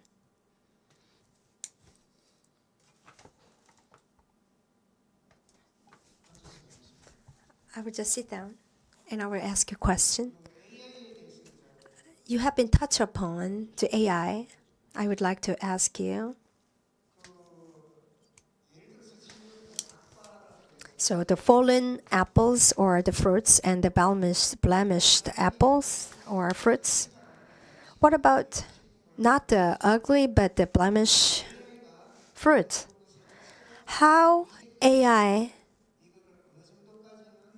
can estimate how much portion have to be cut for the nutrition, and also how can deal with it? The AI can do that. 사용할 수 있는 측정이 어느 정도인지까지가 되는지 그 AI가 그렇게 진행이 되어 있는지 그 묻고 싶고. How that make a decision to how many portions should be cut out. The AI recognize it, and also for the marketing. We say ugly, keep saying ugly.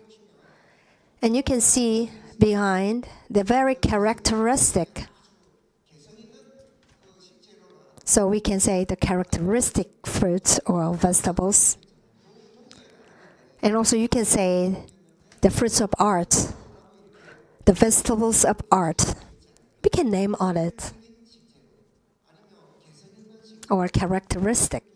We can put the name on characteristic or art. In terms of the marketing, so we just put the material and say this is marketing. But what about cooking all this material together and show people for working on marketing?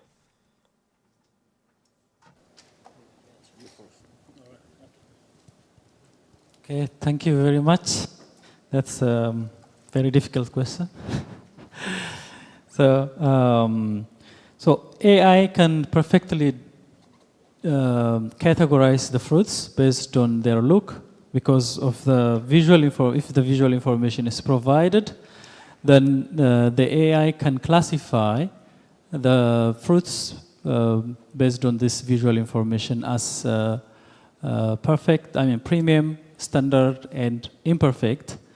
And the imperfect ones can go to the refurbishment, and the premium and the standard can go for the normal market. But as the question here is, how can artificial intelligence know what portion of this fruit is imperfect, and how can we use the other perfect part of the fruit, right? So now I think that needs much processing for the AI to cut the fruit into perfect and imperfect. I think up to now, the AI power could easily classify the fruits based on their looks, but to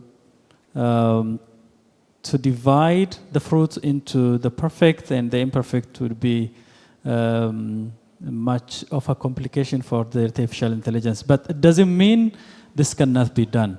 But so this could be a very good input for the future research in artificial intelligence, not only to classify, but also to, the whole fruit into perfect and imperfect, but also to make a recommendation to divide the fruit and use the perfect ones. So I would say that would be a very good research input for the future. Thank you. Thank you for the questions. Yes, I agree that when you say ugly, it denotes something else. But even personally, I do not also agree on that term, because just naming ugly food, actually ugly food doesn't mean they are rotten or they are unconsumable. Ugly food is just based on the looks, but actually the definition of those or foods are, they are perfectly edible, and they're perfectly enough vitamins and minerals that are available to normal regular food as well. So I think in that case also, and also there's one term that I doubt, that it also says nearly expiration ugly foods. Is it same with the ugly food, and the nearly expiration foods are also ugly food? How are you going to differentiate? I think we need to think about that, to differentiate that as well. A nearly expiring food, or just ugly food that is not expiring anytime soon. So I think we need to work on that, or at least researchers should work on that too, or marketers should work on that too, to separate or to distinguish them. And again, maybe naming it ugly or deformed or not good size may not be enough. As I said, in the art of marketing, the honest labeling also works. It works. For example, in Korea, it's like musengyoto kenchana. It might have some touch our heart or something. So, and also people might have ethical concerns, so maybe they might consume. I think we are human. We are social people, so we need to try to touch every point of human emotion, so that we can make it or consume or do not waste any food that we have got.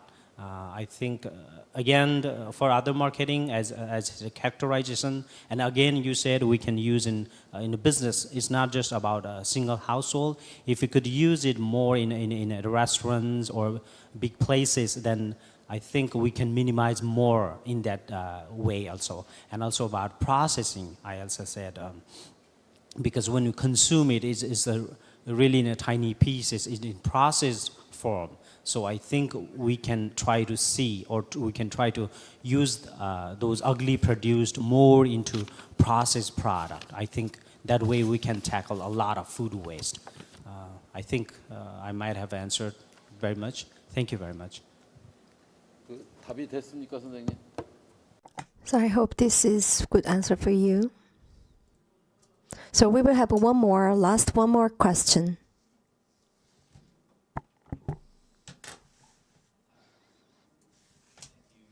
For your wonderful presentations. I have a question actually for everyone in the audience, because I'm really curious about this. And it has to do with how much do people really care about how beautiful or not so beautiful, ugly the fruit is looking. Because I noticed in Korea, in East Asia, they have some fruits and they're like perfect looking fruits. and then they sell them for a very premium price. But I don't think we have that in the US, and I know we have two Americans on the stage. So I'm curious, like, everyone on the stage, it looks like we have people from several different countries. What is your perception of the food beauty and then paying more money for the perfect looking apple? Who's going to answer the question? You, okay. Okay, I love the question because this is something that, like, it was very thought-provoking for me when I came here, like I was saying before. So I'm from the US, and I know I'm probably representing like so many Americans right now. We're all different, but me personally, I think it depends on the fruit. And I think it kind of depends on the damage. Like, if I see a banana that's really, really brown, I'm probably going to avoid it. But as Professor Hele was, as you were saying earlier, what was it? It was, there's a difference between ugly food and expired, nearly expired.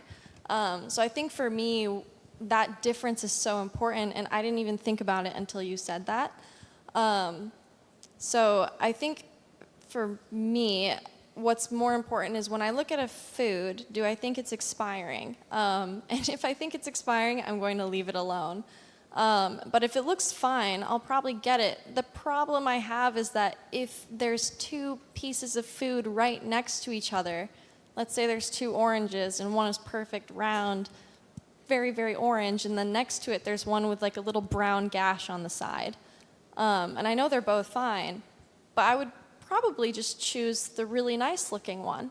Not because I think necessarily that the other one is horrible, but it's just, if I'm going to choose one, I'll probably choose the better one. And I think that's kind of the issue we're having here, is that when you do put these really nice looking fruits next to these kind of okay looking fruits, people are probably just going to choose the one that looks better. So that's why I was saying earlier, I think it's like educational marketing would probably be really important for selling these imperfect foods. Thank you. What's your answer? The Garcia Carla from Mexico. Oh, yeah. I come from Mexico. For us, it's really common to go to the markets and get your fresh produce every day. I do think it also depends on the fruit and the vegetable you're going to pick. Because personally, when I see a weird-looking carrot like those, I will go for those. Because it's like, they're so funny. I don't know. Like, for me, it's just like, they're funny, they're big, they're pretty, perfect vegetables, and I can use it for this. And for, like, if I have, I don't know, like ripe bananas, I will just rather make some pancakes, banana pancakes, because that's the way I was, like, raised. For us, it was really important to use all of the things you had, and especially for them not to get spoiled. So in my family back home, we do try, of course, to get the perfect, not kind of perfect, but like the most sweet. For us, it's not really that much about looks, but like really like touching the fruits and touching the vegetables to see if they have juice, if they are sweet. It's more like about taste, more than like just the looks of it. But now that I think about it, like also it's like, oh, unconsciously I have been picking foods that sometimes are better looking, because when I go for the ones that are like funny looking, it's like, oh, this looks fun, I will just pick it up. But it's not something I would just do daily. It was more as I grew up, I find it interesting. How about Professor Haley from Ethiopia?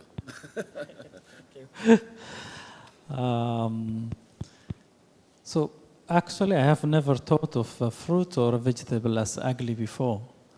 This is, Professor Kapil has introduced me to the word ugly fruit and ugly vegetables. I didn't know vegetables have looks, and so when I go to a supermarket and I buy a banana or apple, and my concern is the expiration date. And sometimes if the color is different, I don't think of the fruit as ugly, but maybe it has some problem, or its expiration date is close. So I have never thought of a fruit or vegetable as ugly or beautiful. Professor Kurong from Nepal. Okay, I can. Well, I don't know if I want to speak for all of America, and I don't think they want me speaking for them, to be honest. But personally, you know, I really didn't do much of the grocery shopping growing up, and now actually my wife does more. But when I did the limited amount of grocery shopping that I've done, first of all, I always trusted that the food was edible and that the food was, you know, good, healthy. So a lot of my decisions were kind of based maybe on the rightness of the fruit or the vegetable, and trying to consider, well, if I'm going to eat it today, then I would choose, you know, browner or darker banana. But if it's going to be over a week or so, then maybe I would look for something less ripe. But I didn't really give the form a whole lot of consideration. But a lot of that, you know, the disformed or the ugly fruit has already been separated out. So it really hasn't been a decision. I think perhaps what the question is getting at is the differences of consumer preferences between consumers of different nations and maybe different cultures. And I would say sort of the pickiness or the waste is a result of probably economic wealth. My guess is there's probably less food waste in nations that don't have as many resources and as excess as wealth as places like the US, the UK, and South Korea. So I think it's probably a fairly recent problem. They probably didn't have this problem as much a couple hundred years ago. And so I would say probably personally a bigger problem for me as opposed to having a stigma of ugly food is probably once I buy food, not using it all and it going to waste. So that's also a problem with food waste, not just the ugly food, but food that we buy that we end up not eating because we don't do maybe a good enough job of planning when to eat it. And I know we didn't talk about that as much, but I'm sure that's also important in trying to improve the problem of food waste. Okay. Well, I think all human behavior, or maybe majority of human behavior, they want a good, best of the best. So I think we were the same in Nepal as well. And even my wife is really good at it. I mean, she can really choose the best cucumbers over the big pile of cucumbers. So I think, so even among the ugly fruits, she would choose the best ones. So there's a chance that it will go into a waste someday. So we need to tackle a lot of ways. One of the ways is like naming it as ugly fruit. That's try to maybe, I think, is the way to touch the human sentiment so that nothing or no produce should be discarded. I think it's like that. So I think in a lot of ways, naming it ugly food, ugly produce, or imperfect produce is working in a way, and it's contributing to help food reform. Thank you. 시간이 좀 거의. So time mostly over, so I would like to have a last question. Professor Groom, let me have your 질문하겠습니다. DDR FURB 마케팅에 관해서 말씀할 때입니다. 10개의 promoting ugly food, right? So how do you think? How long have you been in Korea? For 15 years. 14 years. Yes. Okay. So, see, you suggest 10 the strategies or the ideas to promote the ugly food. That's right. What is the most important considering the Korean marketing situation of the ugly food, refurb food? What is your opinion? Well, I think it's not just in Korea, but all developed countries have a similar thing because all developed countries want the shiny, the best of best food, but least developed country, they may not have that much choice. Maybe in our country, we may see foods all similar to ugly. But in Korea, it's so perfect. I mean, everything needs to be perfect. And even in most of the developed countries, it needs to be perfect. So I think maybe in more advanced nation, this kind of consuming more deformed produce is more necessary because people keep on choosing the best things. And again, this is more of a demand side because consumer demand the best products. So I think, again, the developed nation is starting the food refurb concept, and it's a kind of a good way to consume like a leftover or the deformed food. I think, yes, I think it's working on that way. Thank you. Thank you. So Professor Haley and Professor Groom, so we are very impressed by your excellent lectures. And Alexis, John, and Garcia, thank you for your comments or the opinions on the topic. Thank you. 이제 마치도록 하겠습니다.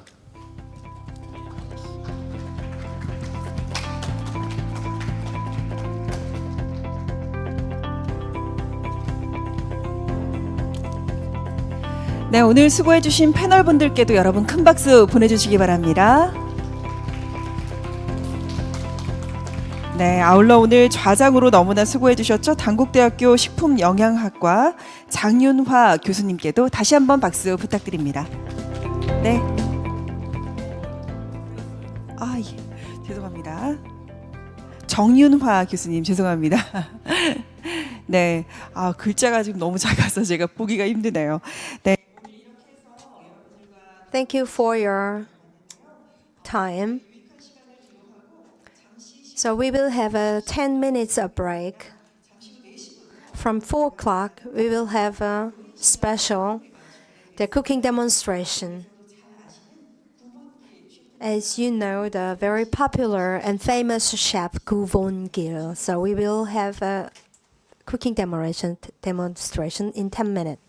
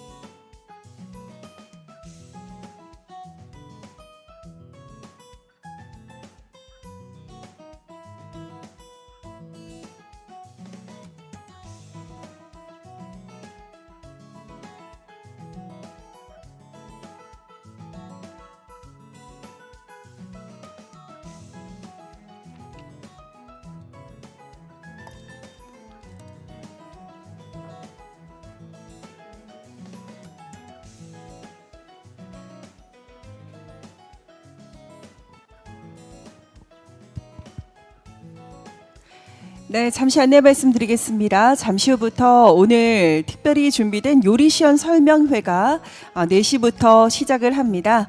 현재 행사장 외부에 So please, the attendants, please come into the hall. Please be seated. Soon we will have a cooking demonstration and presentation with the chef Gu Bon Gil. We will watch video. Please come into the hall and be seated.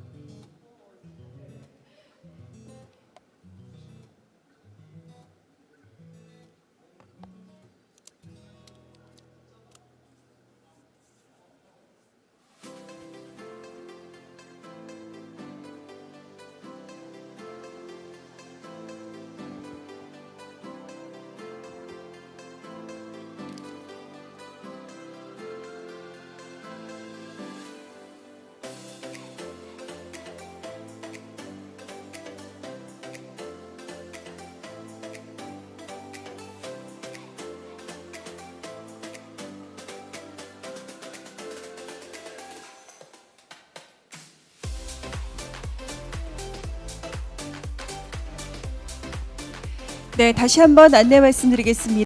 We have an important notice. We will soon have a cooking demonstration. Those who stand outside of the hall, please come into the hall and be seated.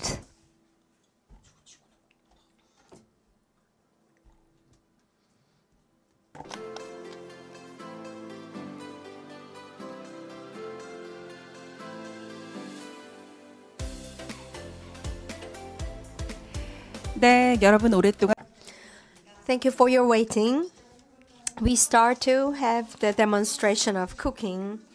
You can watch video, YouTube, and you can watch online and offline. If you are busy, you can visit our website, and also you can watch our conference online in YouTube. We have a various program. Now we will have the cooking demonstration with the chef Gu Bong-gil. Chef Gu is the director of and also food trainer, the first food trainer. He has been working as a chef for the Western food for 45 years. Today, Mr. Chef Gu presentation is the cream sauce spaghetti, which is made from the ugly paprika and onion. We just keep saying food refurb and food refurb, but we just can't get to know the answer how we cook delicious spaghetti.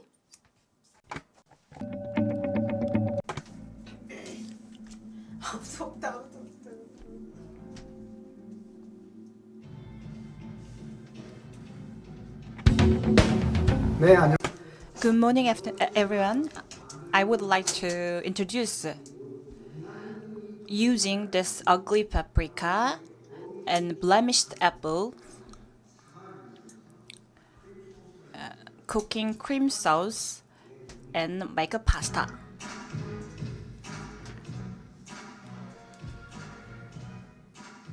Ingredients are apples and spaghettini.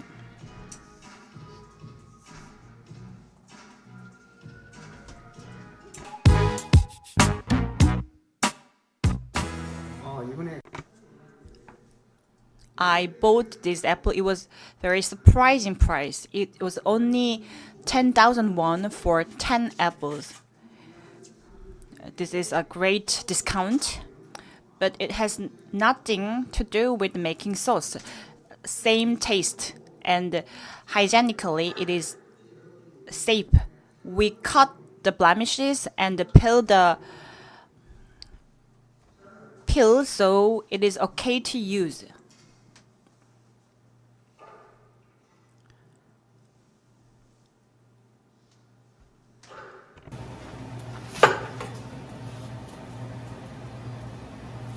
이 사과가 들어감으로 Using apples in the sauce, it gives a little sweetness to the cream sauce, so you don't need to add sugars in it.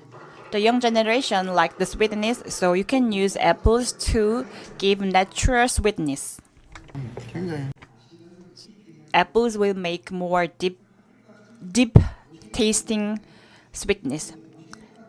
It's very ugly, but the taste is the same and it is nutritionally same as the normal food. We cut the paprikas.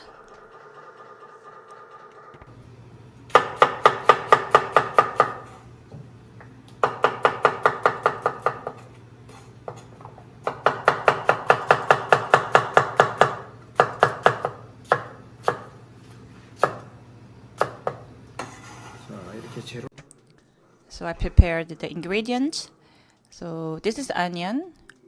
This is I bought it in a good price because it was a little bit small than a normal onions. So I will slice the onions.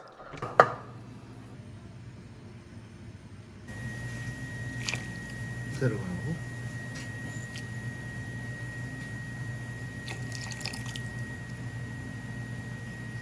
자 이래 앉아 So now I'm boiling the broth. So very conveniently we have a chicken broth as a powder. But if you don't have it, you just use it on the vegetables. This is ugly and small opinion, but it is very cheap price, but it has nothing to do with any taste and nutrition.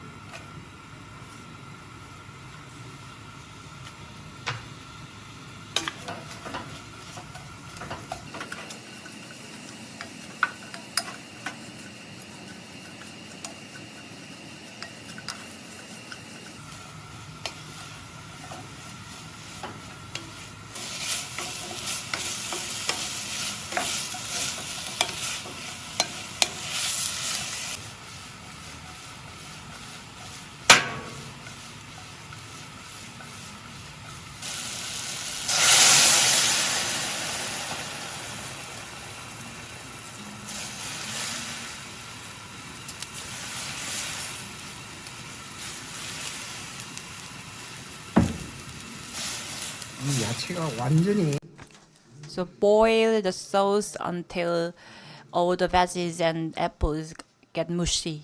So it will make very soft sauce. 한 30분 정도. Maybe about 30 minutes you have to boil this sauce.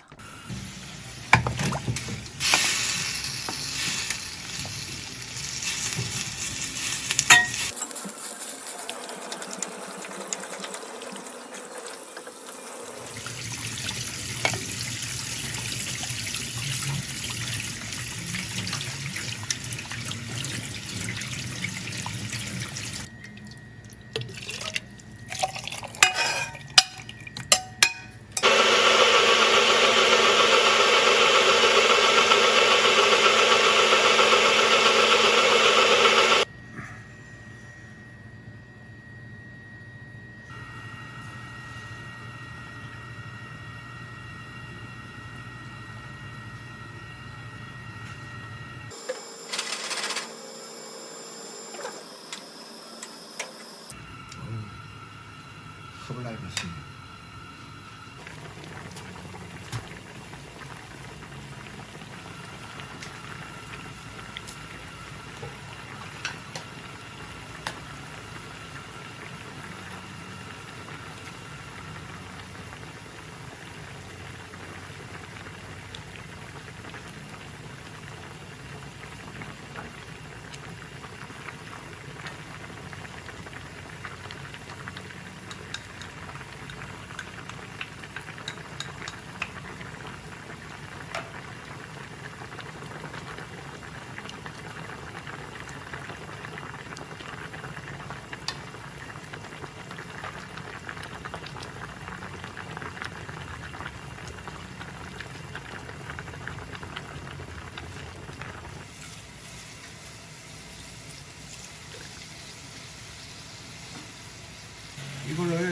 푹 끓여 드시면 You can boil for 5 minutes and 4 minutes for al dente.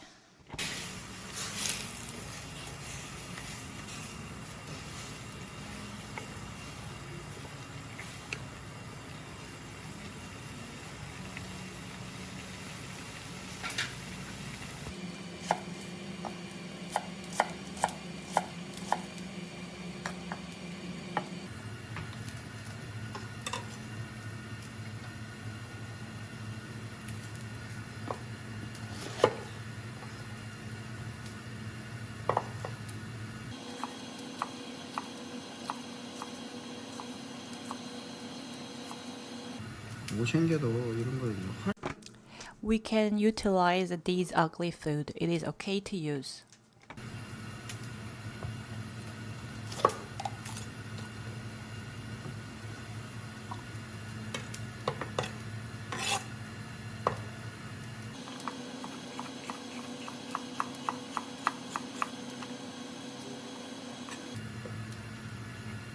자, 요거는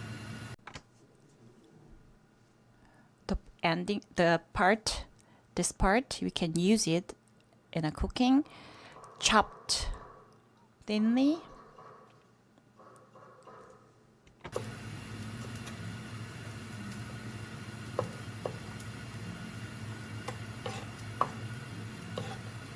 간이 싫었으면 됩니까? So I will use this chopped paprikas as a garnish.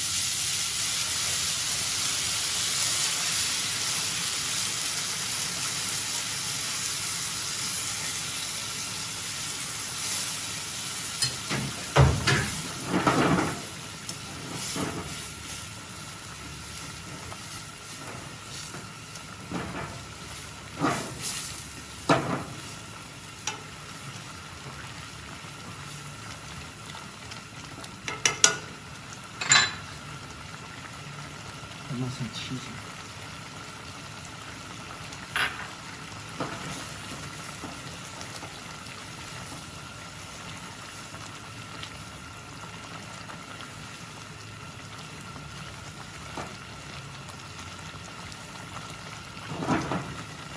그 약간 볶으면서 So it gets cooked while boiling and sauteed. So it is well cooked now. Now I will present in the dish.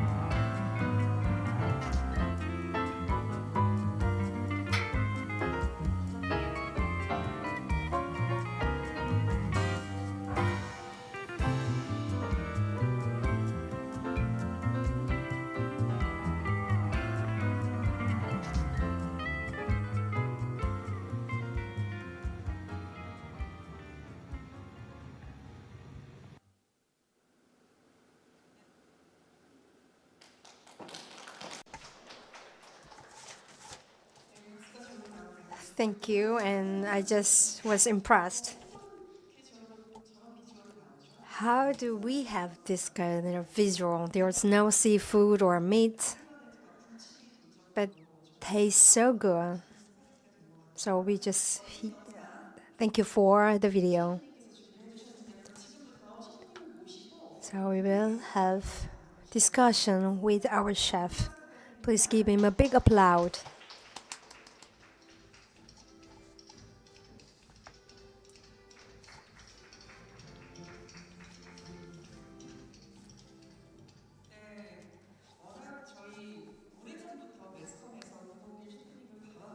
So from the Moscow, he has been well known about Korea, in Korea, and also he is director of the Korean food service.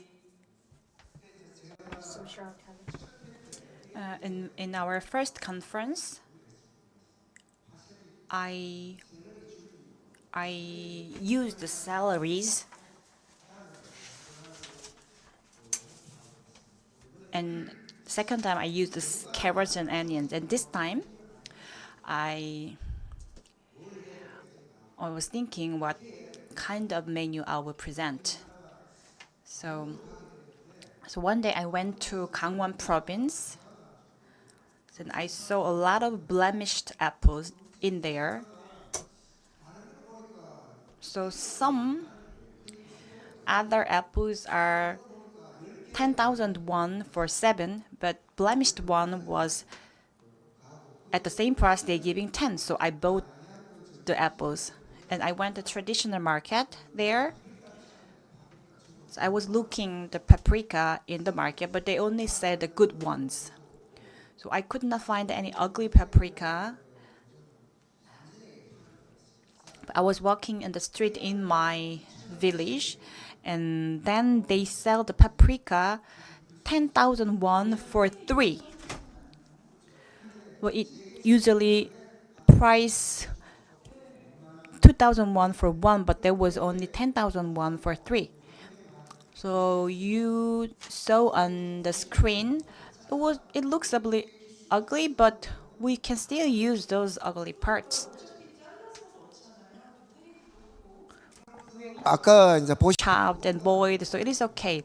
So when I calculated the price, the spaghetti I can sell in 12,000 won, but it only takes a very low price. So maybe one apple is 1,000 won, and paprika 300 won. So some fresh cream, maybe 3,000 won I used. So in low price, I can make 12,000 won spaghetti. So we can add some values with cooking techniques. So the previous sessions, they will talk about the AI, but those are, in massive volume. The AI can raise the efficiency in those process. So I raised some question about that. You can see the picture behind. I am a chef. I think the cooking is an art. In different perspective, a little ugly or those kind of things. I don't think it's ugly. I think it's one of art. So I can make it with those art into cooking art. The taste, when I taste it, it's really good. We say, oh, it's an art. So different perspective. These using ugly ingredients, if we use more and more, the price of ugly food, the price will raise as well. I was also touched. And you see the picture behind you. So these pictures are regular. So these are very characteristic and artistic. And as you mentioned, I just felt the same sense. And also some part of the apple just rotten I understand, but it also for the cost, efficiency cost is, superior than other things. So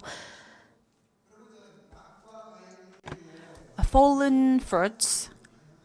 Nowadays, people use a lot of fallen apples, and through this conference or other opportunities, people knows that the fallen fruits are okay. So the producers know about it, so they can transform those fallen fruits to value-added product. So I think these are the 님께서 So we have the chef Gu has a different philosophy, and also I can feel your love of food. He loves food, and he loves the food as an art. So today he just cooked spaghetti. So I'm sure that one of you had a question.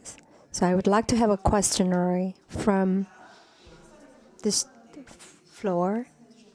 And also, if there's anything else that you want to add, please do so. Anyone, any question?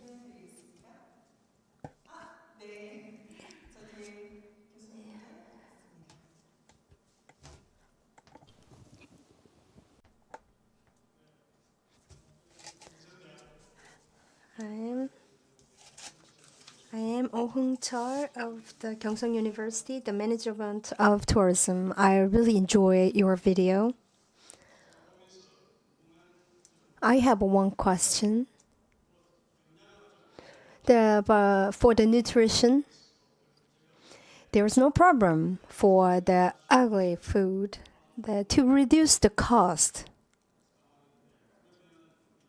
This will be the good opportunity for us. As an owner of the restaurant, it is necessary to use that ugly food.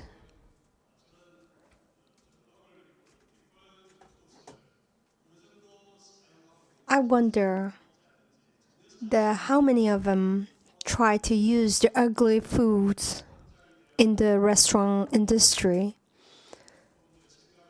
I would like to have a chance to change the idea of the owners of the restaurant. I just want to have your idea in realistic side. Thank you for your question. Farmers associated with the Agriculture Association, and some are directly provided by the farmers. But farmers are trying to make a perfect production, but they don't give some effort for the ugly food because of the price difference. The farmers preferred perfect product. So the quantity of ugly food is not enough for the whole consumption. Supply is shorter than the demand. So that is not well used because of the difference between the supply and demand. The supply chain should be enough to each other, but it's not enough promotion. So in the marketing perspective, people are mentioned about ugly, and that may not give a positive image. So maybe we can use more unique name on that. So in that regard, as the speakers already mentioned, that it does not have any problem in nutrition way and taste way, so we can well use during the cooking.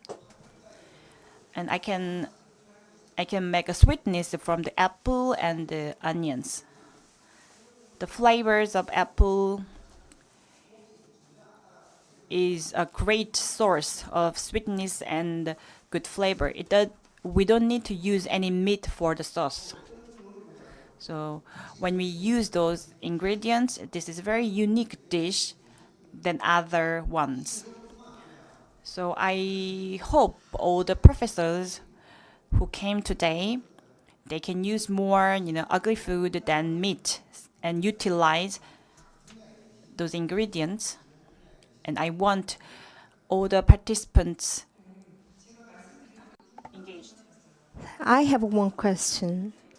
So you didn't use any MSG, only use paprika, apple, garlic, only the vegetable. You just made the sweets.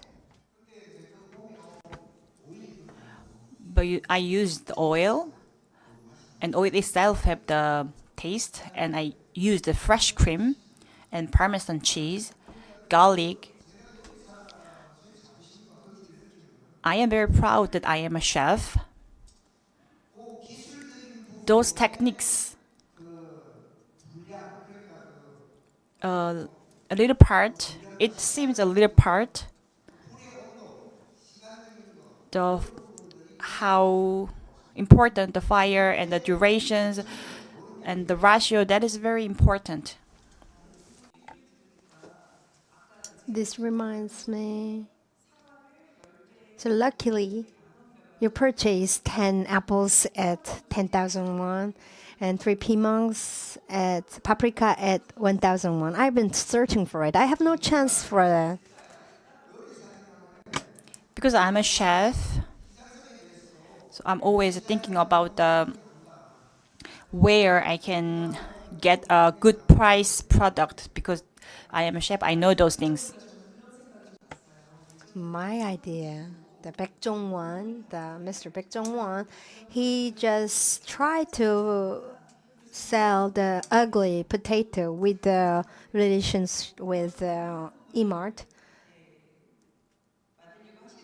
So I know the older farmer tried to produce the best quality of the products, but when we just try to make a connection with the big enterprise, we might have a chance for them processing sauces. What you mentioned is a good way. When we have to think about the popularity, fresh cream is not, if not added, we only use the vegetables. We have to store well, and it is about the meal kit business. So we can connect with the meal kit business with ugly food. So it doesn't always need to be a sauce. It can be a sauce. It can be a soup. We can add some rice powder. We make a good porridge. Okay, please make the recipe. That will be perfect. At a professional view, I only see the ingredients. I can imagine the dish. I always think about those things. So that is why I'm professional. So he is expertise. Everybody say that. So more than 40 years he have been working on the food. And also, when I hear the sound of the knife, I felt better and I felt safe. So, do you have any question to Chef Gu? So, please raise your hand. We will try to move our microphone to you.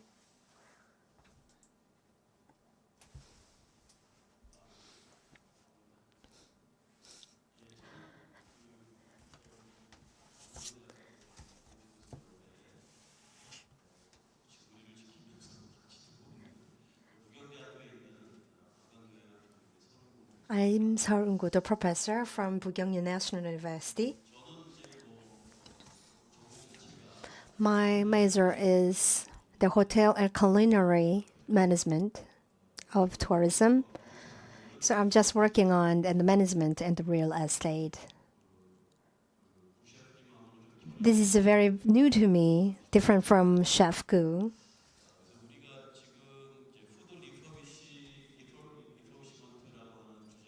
So we are talking about the food shipment as a topic.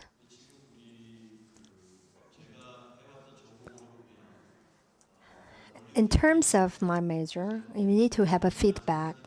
and also the big volume of the demand and also for the supply make the best benefit, the biggest benefits from it.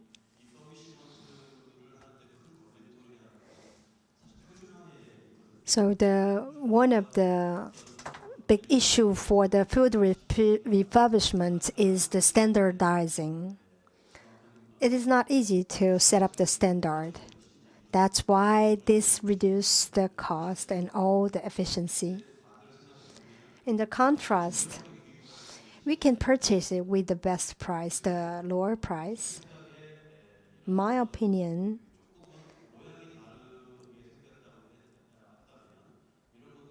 if the shape is quite different from the regular products, there must be the market for this.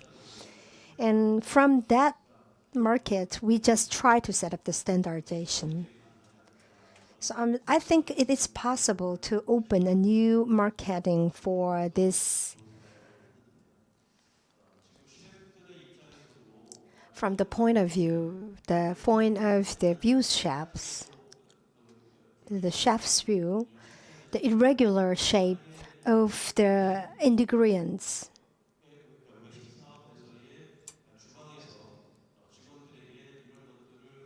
can be processed in the cuisine from your chef. Do you think, is there any resistance from your people?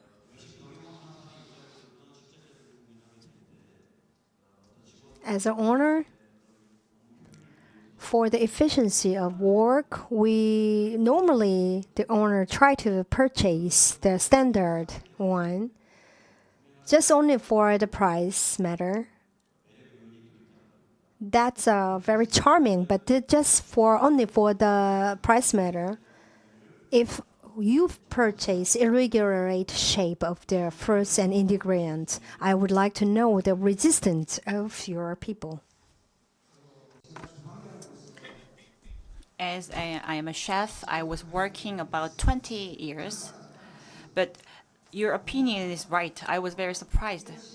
The people are thinking, why do we have to use this irregular ingredient? But we have to persuasive.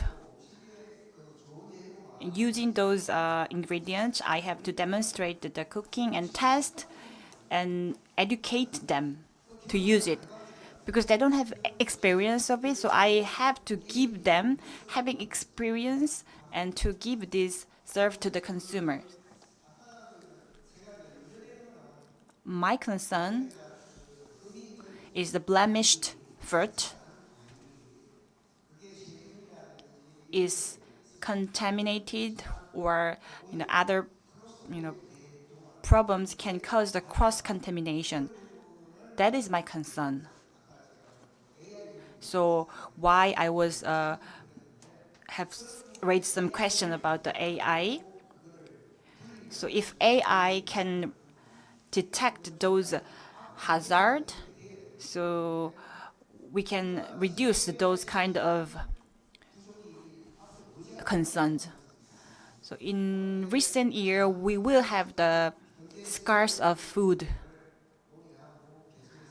To tackle and to prepare those era, we have to solve these kind of problems to use the food refurb. And your question was very excellent, and the chefs on the floor,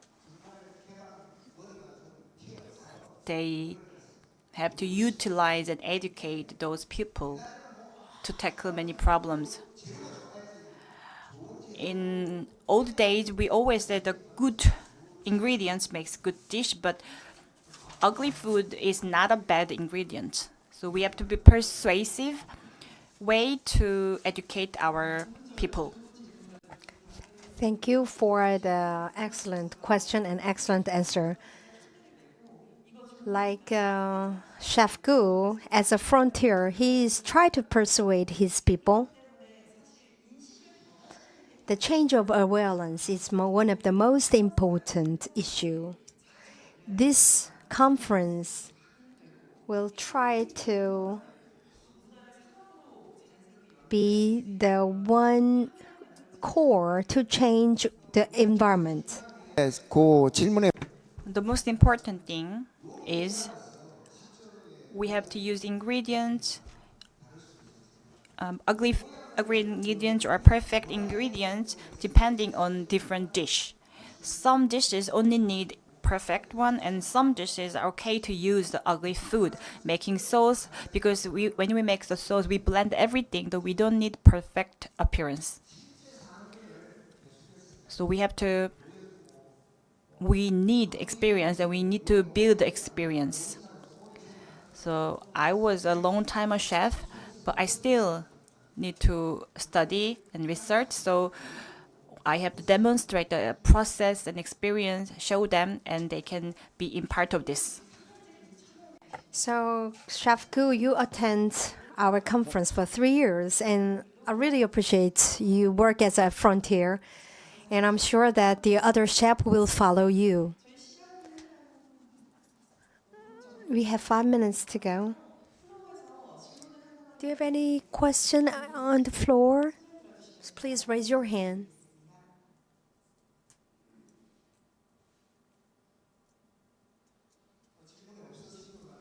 If there's no question, so I want to add some comments.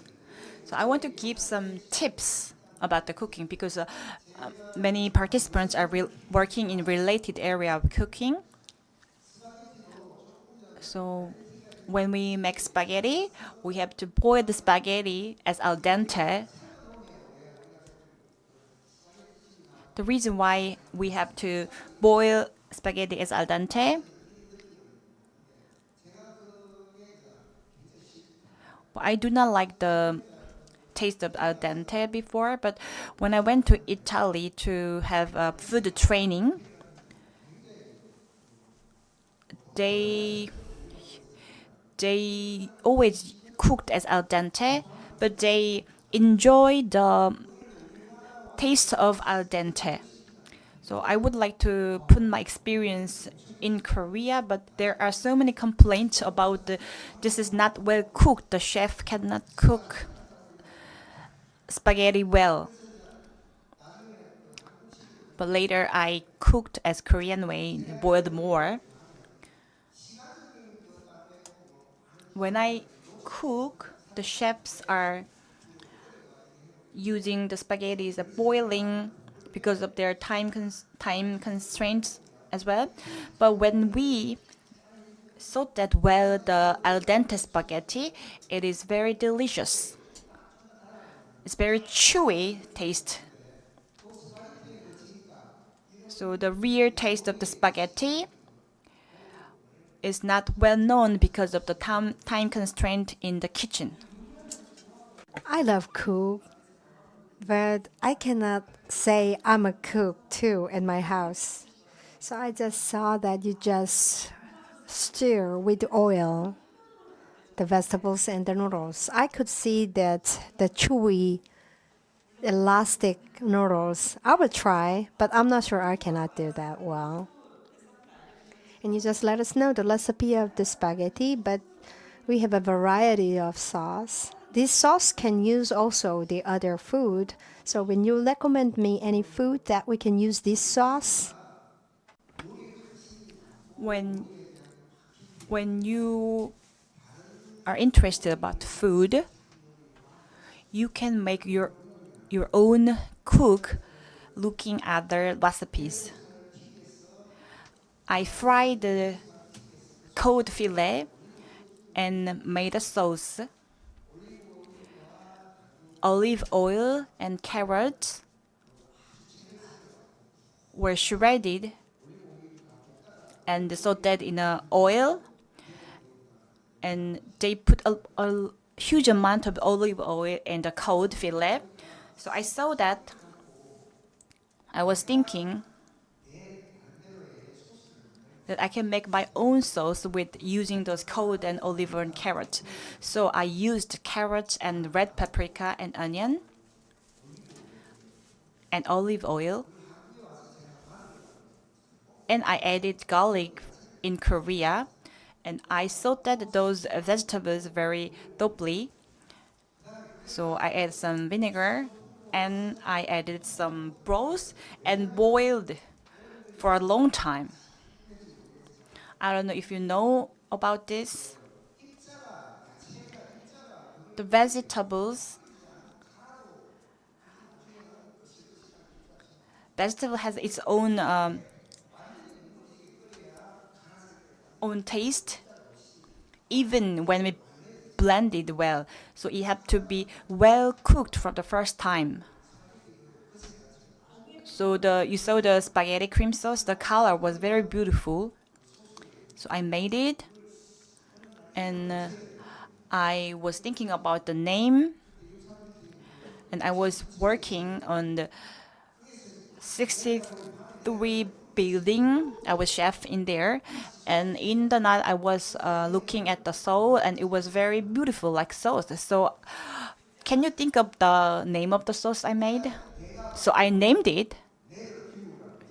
I named it as a red view. It was red, and it was very beautiful from my view. When I'm making a new menu, most difficult one is the closest people raising bad opinions. They will not eat those sauce. They will prefer the Italian style. But it is very healthy, when we put many olive oil. So I try to persuade those people that these are good and taste and healthy. So I have to explain to the customers about the sauce, but the customers like it. So I added these fresh creams, butters, and lemons. So I made various versions of different sauce of my style.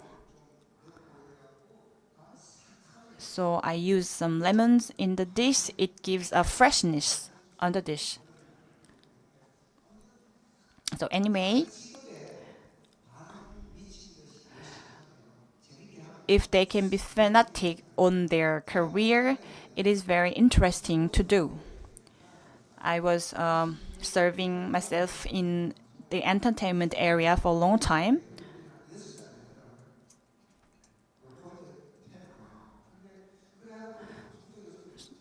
So this time the YouTubes are very popular, but I'm quite older than before, so I can be very active like before.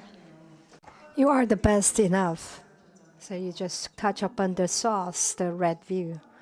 I didn't know that we have the Academy of the Source. Did you know that?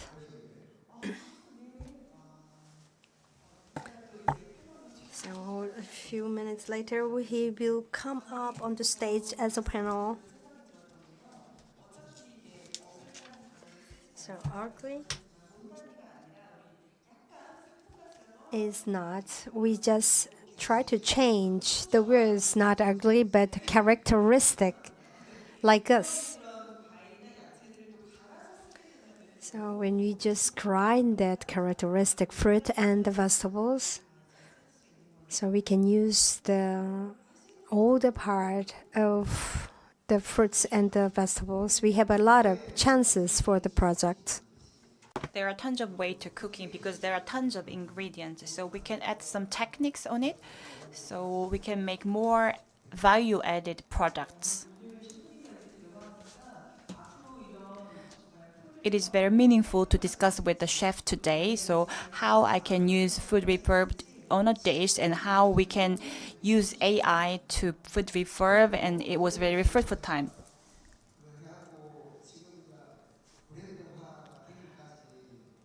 Myself is a brand. It takes several decades, and my personal menu is very small, but I have a million incomes per year. Myself, I contribute to those culture. So please give him applause if you just agree with him. I'm honored to have the famous chef, and also we have a lot of products which has your name on it, so you just can enjoy the sauce. And also when you are using this idea, it will be very influenced to the part of culinary.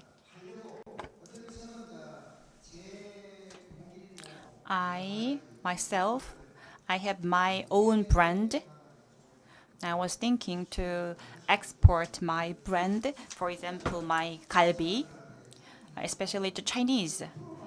They have a big population. Maybe only 1% of Chinese buy Korean product that can raise huge incomes in Korea.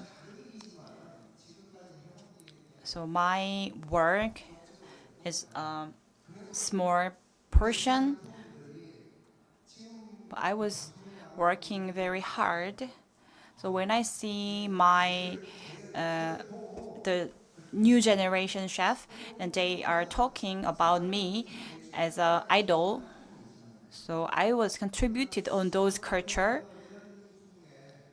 So to see those, I am thinking that I would try my best as long as possible, so I can raise out my new generation as a chef.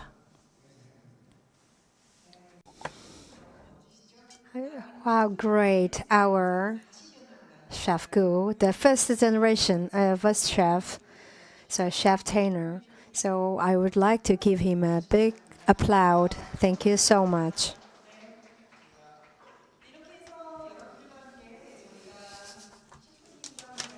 Okay, we just tried to wrap up the time with the Chef Gu, and we enjoyed the demonstration of the cooking with the video. Now it is 4:46, so we will have a 10 minutes of break. From 5 o'clock, we will have the second forum at 5 o'clock.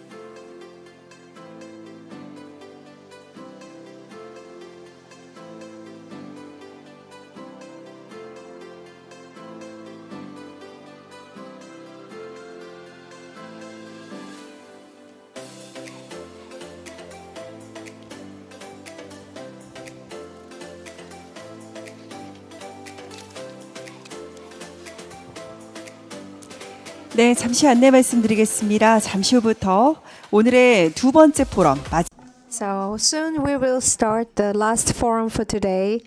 Those who stand outside, please come into the hall, be seated. We will soon commence. And also please mute your cell phone or turn it off. So behind our hall, you can see the exhibition and also the booth. Those who support us. So if you have a chance, please take a look. So after 2 minutes, we will commence our second discussion.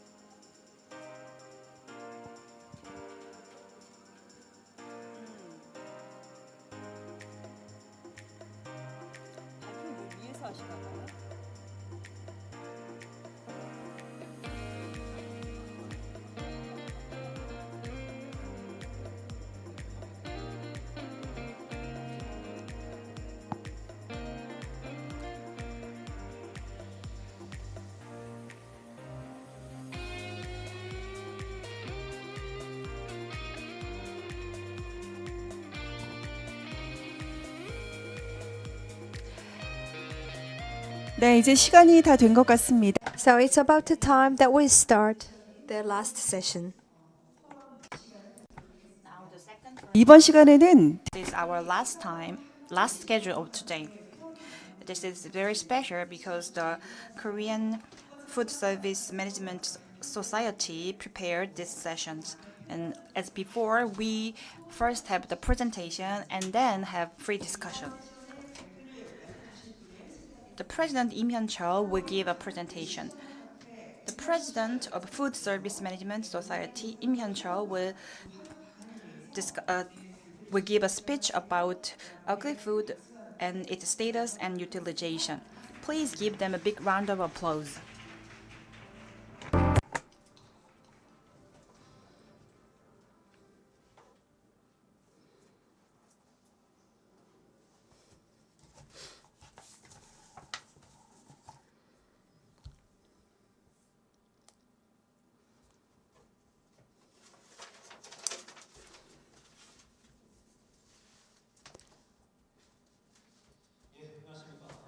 Good morning, good afternoon.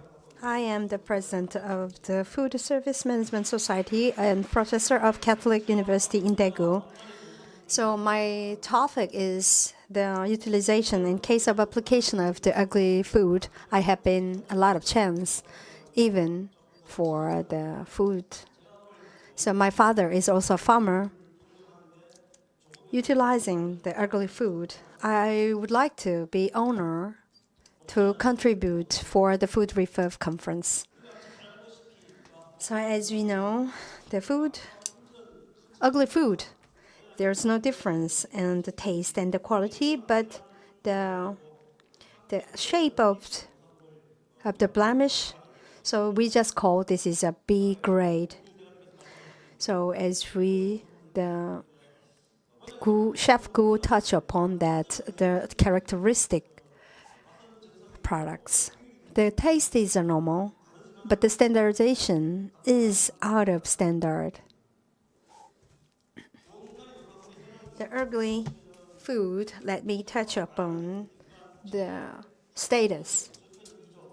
So 2 trillion won is wasting right now. The problem of the ugly products, that is for the discarded. This is loss of the economy. And also, as much as they produce, it's discarded. As it is discarded, it is also influenced, the bad influence of the environment. And for the farmers, they just feel bad and they lose their will to produce. And also for the expenses, loss. And also the loss of the resource, and also our right to choose for the consumers will be limited. To touch upon the more problem issue of the ugly products, the environmental pollution and also expense has been used.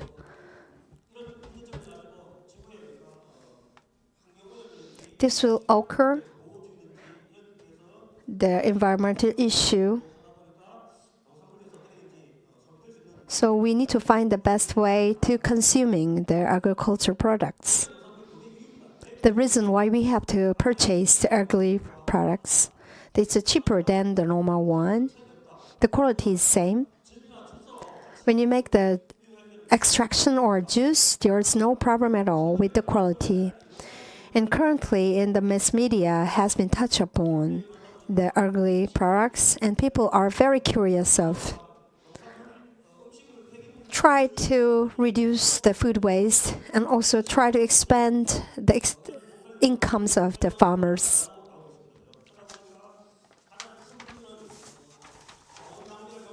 To prevent the environmental issues and also try to stabilize the costs. So how can you utilize the ugly food? So a new way to utilize. So we have some cases, such as we just try to sell them online and offline and try to procedure. And also we have a live commerce to sell. And also we have a bundle or some package of the food. And also we just try to use it as a processed food. The method for the utilization at home and the restaurant and government and the local government. So we are touched upon the first for the domestic utilization. So we just can try to use as a compost to as a fertilizer. And also at the domestic, we can use as a our activity in offline. So we just go for the volunteer. So we just had some kind of activity in the volunteer in the farmer. And also try to purchase the ugly food. And also we can make a marmalade with the ugly fruits. And also this will be the eco-friendly packaging. And also vulnerable people we send the marmalade of the fruit. And for the online activities, we made the card and the U-Star and also Instagram. We can use it. And also we have a contest for the ugly foods cooking. And the farmer. So individual farmers can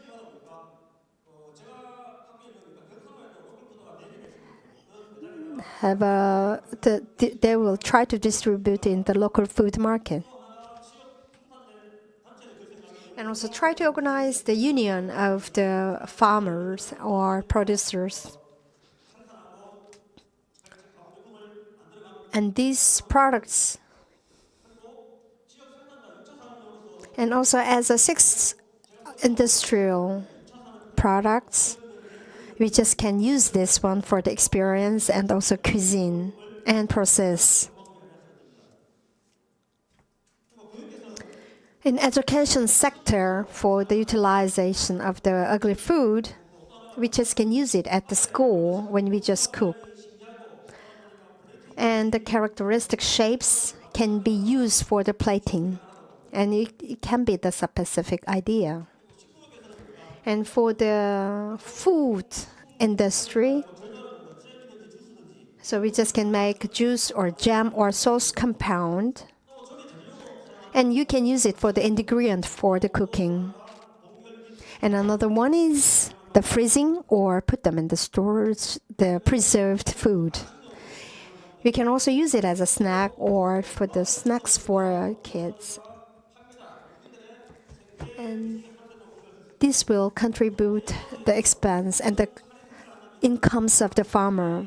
And also if we just try to sell it in the big supermarket, this will help for the economy of the local. About the restaurant industry, we can use it for the ingredient for the cook. And also we have a seasonal menu and the special menu of the cook. We just have a promotion. And we try to have a connection with the local community. Then we will have many events for that. And also the CSR, we've been touching about the CSR for the social responsibility of the enterprise. So we just try to have a win-win opportunity with the enterprise.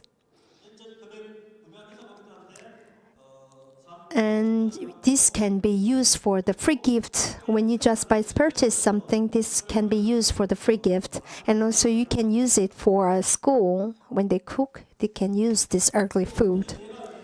One of the cases, the Samsung Well story, they had the business agreement, and they are selling the ugly food to Samsung.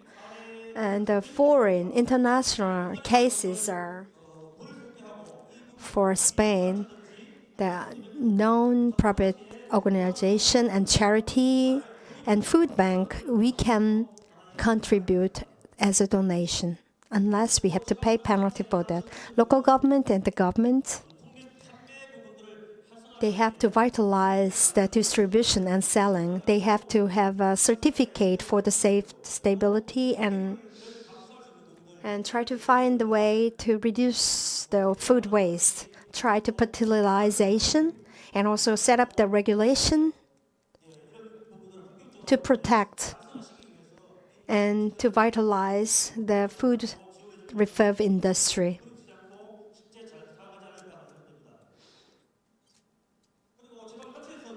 And the local government also take a great role. The Ministry of the Food and Agriculture. So we started the project to use the ugly food. And for example, the local food, the Pyeongtaek, the city Pyeongtaek took the eco-friendly products with the ugly food.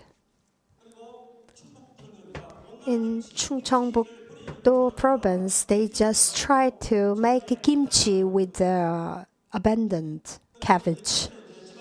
Gyeonggi province, local government, also they are trying to sell them online. They had the systemic construction, and also they just selling at the back package, and also time sale. And we can see the case of the utilization of the ugly food. It's a little different that I haven't sent it to, but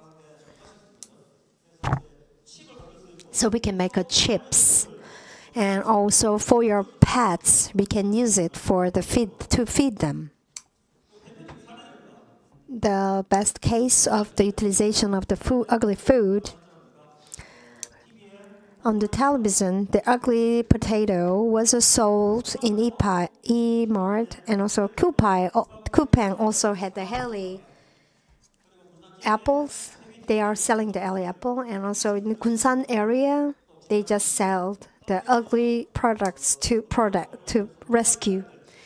And the ugly strawberry was used as a juice in cafeteria franchise. In Chungbuk province also, they produced paprika jam. And also they had the ugly products brand Ugly Lovely. And you just can make the chips and the food for the pets. Even in the international cases, even in France, the supermarket Intermarché, and also in America, Asda, Denmark, and British, they had a lot of cases. For example, in Japan, they made a pickle.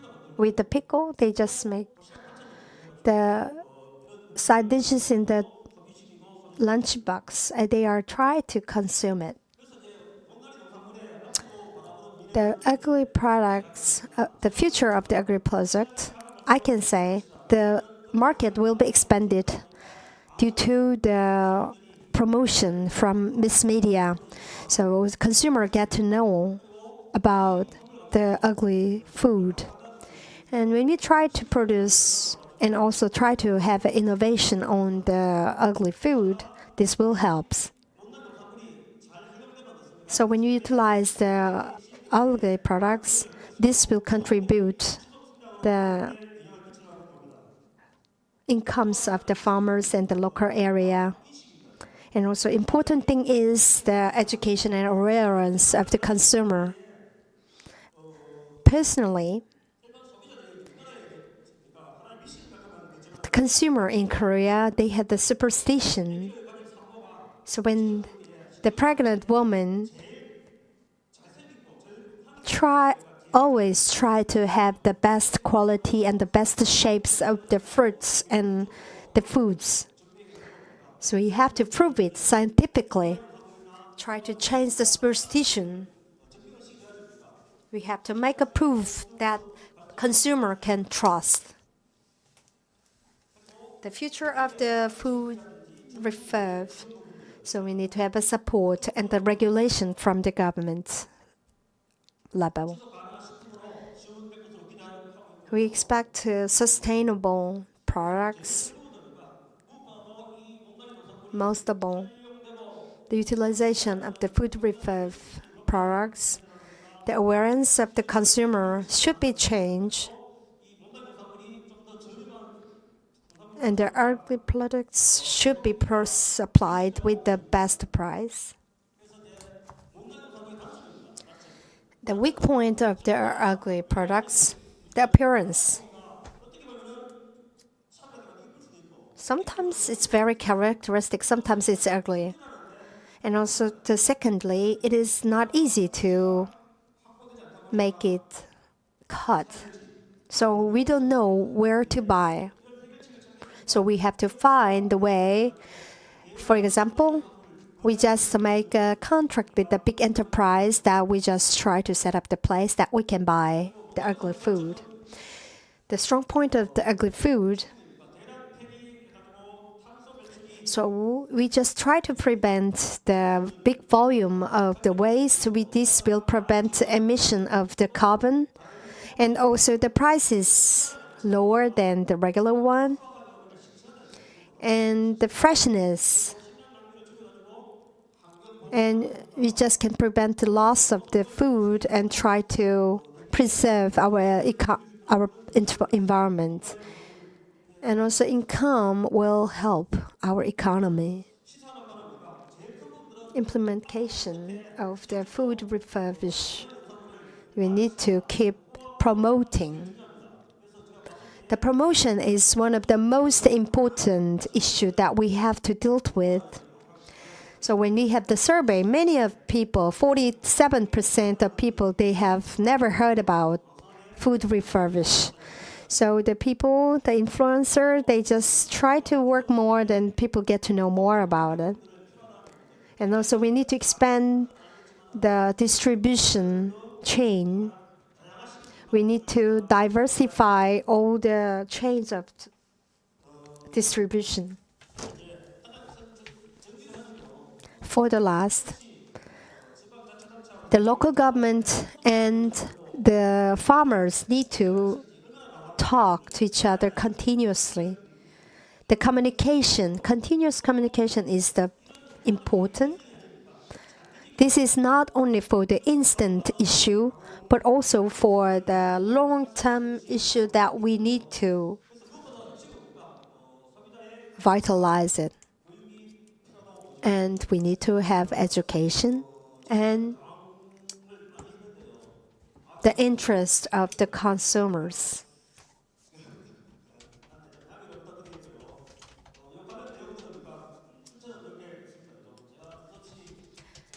Thank you so much for your listening. Thank you. Thank you for your presentation. The President Im Hyun-chul gave a great presentation. It was well organized. And the theme was, he always think about the theme, so he gives some solution on the issues that we have touched before the previous sessions. So now we have the free discussion time. So please share your ideas and comments with us today. So I expect a fruitful discussion today. So from now on, we will invite Chairman Jin Yang-ho to moderate the discussion, and we'll invite 3 other panels. Please welcome Chairman Jin Yang-ho from Korean Food Service Industry for Future. And please come on the stage, the speakers and other panels. So I will give the mic to the moderator. Thank you.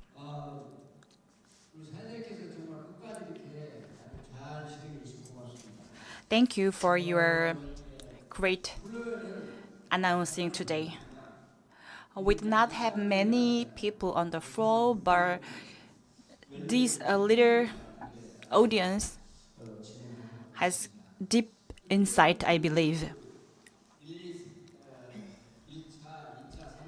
So through this, I was participate from the first time. So it was during the COVID-19 situation, but after the COVID-19 situation, it is a little bit awkward to do with a little audience. But during this process, we have to prepare more, better next time. I always waiting the echo coming back to me. So this will give success of our conference. So now I would like to invite the panelists of today.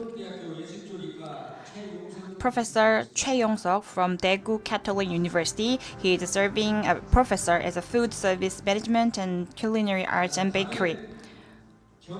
I would like to invite the department of the Professor Lee Jong-ho of School of Hospitality and Tourism Management of Gyeongsang University.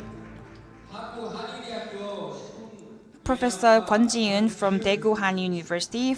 He is serving a food science and management professor. So I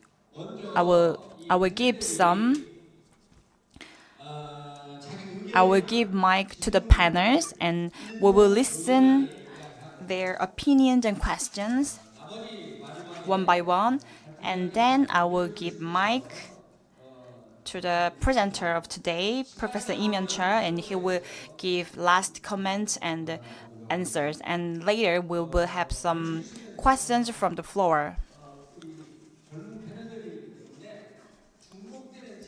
So I would like to ask the panelists to avoid the same questions. So I hope your brief questions and comments about it. So first, I would like to ask Professor Choi Yong-seok.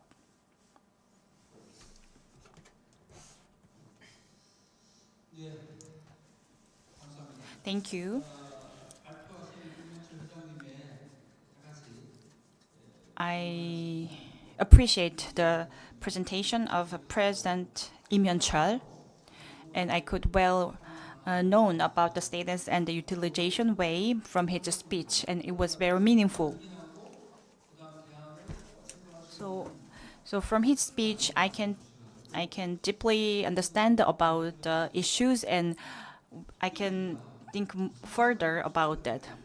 And I think it was very perfect presentation. So what can I add on his presentation? He mentioned about some status home and abroad. So myself, I researched on some experiences from abroad, and from the consumer's perspective, how they can deal with food refurbishment. So I want to mention about those things. From 2014, this kind of campaign was started from the EU started to tackle the food waste. They made the year of 2014 as a food waste year. So fresh, but it doesn't meet the aesthetic standards, so it's discarded because of the aesthetic. But the amount of these products are from minimum 20 but maximum 40% of the all produced. So in French experience, they have interest about those problems. Intermarché is one of the biggest chain in France. So Intermarché and Marcel Worldwide, those two businesses started those kind of campaign. It's fresh but a little look different. Food was dealt with those businesses. So they find way how they can consume those and selling those products, and they made a desirable product them. So they promoted those kind of food through social medias and other medias.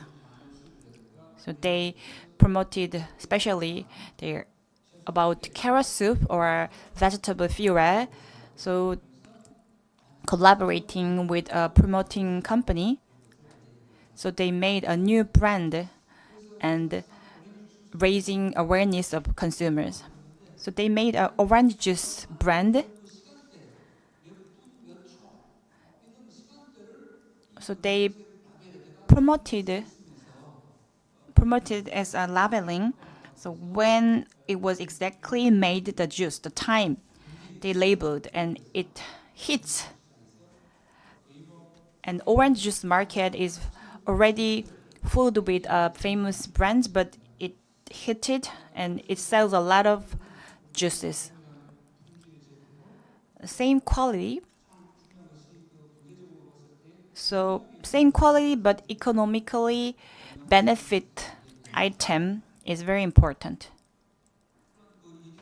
So it gives a more benefit to the industry, and consumers can access those same quality product in a discounted price.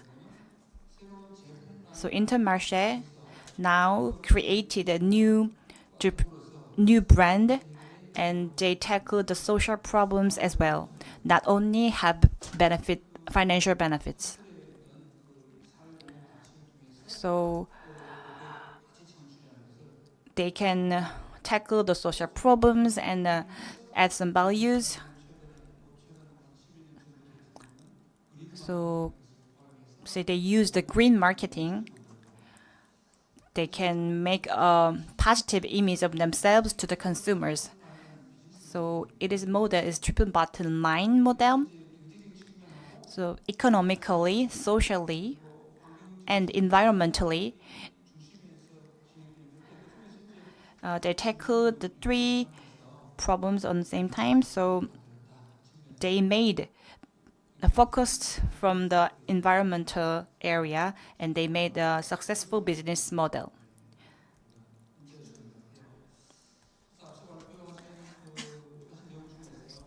as he mentioned before, the big chain supermarkets need to involve on these food refurb industry like Intermarché. But I have some share points rather than a question. The presenter already know about this. The farmers, they are okay with selling at a discounted price. But ugly fruits and vegetables, when it was harvested, it takes economic loss because of the labor issue and distribution issues are related on this, so they may not can have benefit because of their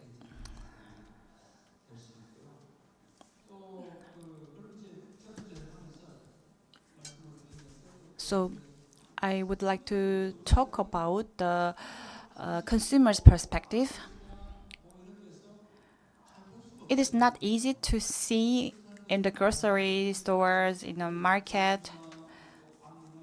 The ugly food is not easy to meet. So we need a government or a local government and or organizations. They only not promote.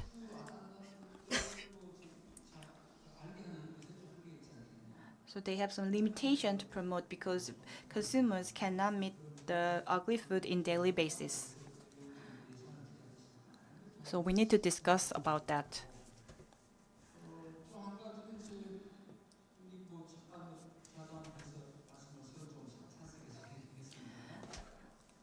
So another question, another comment is about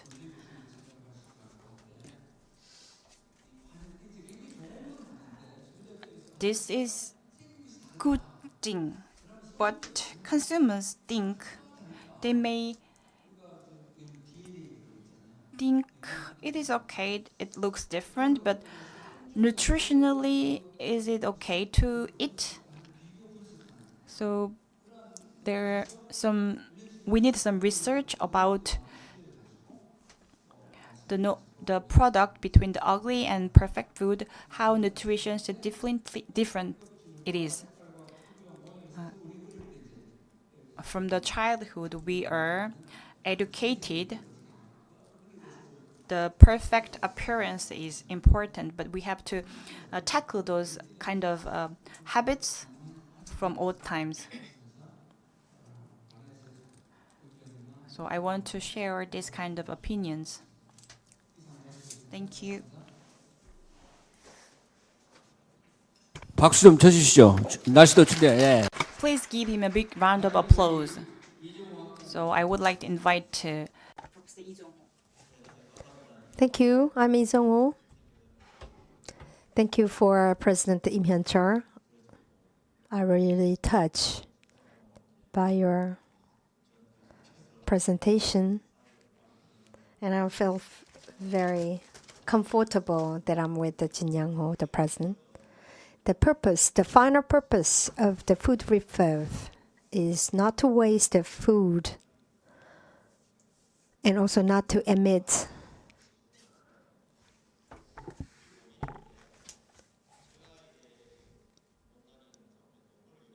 So when I try to find out the reports on food refurb and ugly products, so all the cases were from foreign country, but this doesn't match to us. So we have a volume of limitation to products. The ugly products, not all the products. It's the influence have the climate is the one of the main influence. 2 trillion and 5 trillion won and 30% of the supply and produce. So that's the influence from the climate.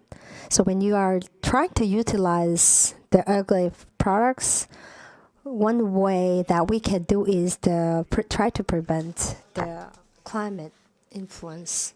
And also we have to classify, for example, the fruits.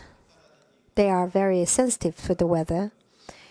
But the vegetables, no, we have less of the vegetables because we are using the greenhouse, and also we just try to tackle the soil. Sometimes they just, when they grow up, they were hit by the rocks under the ground. So the farmers try to discard all this one for the expense. Especially with the organic products have a lot of ugly products. As a matter of fact, the ugly products is good for health because it is organic. So how can we promote? I have been working on the food industry, and also I'm here as a panel as a food refreshment. But before I didn't have any information. This means most of the consumer have no information of the food refurbishment. And I found out the Home Place and Lotte Mart in Mart, they are selling the ugly food. But I tried, but I could not find them. The local, the governments, and also the Union of the Agriculture, they have to purchase ugly food and they have to deal with it. And also for the fruits and the potatoes and the sweet potatoes, they have to deal with. I also do go for the weekend for the agriculture harvest. How to make the natural sweets. But when the temperature drops, we have to discard all the fruits and the vegetables. And also, many of the farmers try to do the processing products for this. We have to touch upon the labor wage and also the distribution chain. We say 20 to 30% cheaper than the regular one, but how much it is? And another important thing is we have to give them the trust to our customer. The different vegetables and the fruits, they have the A grade, the B grade, and standardized. But especially the ugly food, they didn't have any standardization. That caused a harsh moment for the ugly food. So the agriculture union, they have to be the frontier to deal with the ugly food. So we need to have a solution from the working level. Not only for the recycle of the food and also for all this matter. Thank you. Now I would like to invite Professor Kwon Ji-young. Good evening. Thank you for your lecture, Professor Im. I just thinking of the words ugly. I try to find it in the dictionary. They're ugly, but not to be grumpy. So 3 trillion ones of the ugly products has been discarded. That's why we just try to have campaign to prevent this discarded. And this will be a culture, then this will also lead to the policy. I would like to add my idea, try to industrialization and also set up as a regularization.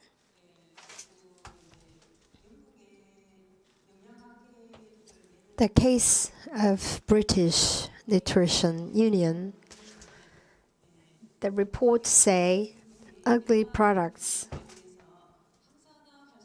had an antioxidant system and less chemical fertilization than the regular one. Why they have antioxidant elements inside of the ugly products?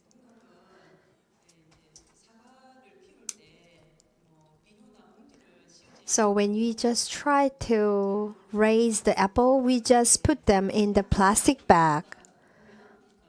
But if you don't use the plastic bag, the surface of the apple has a little bit of blemish.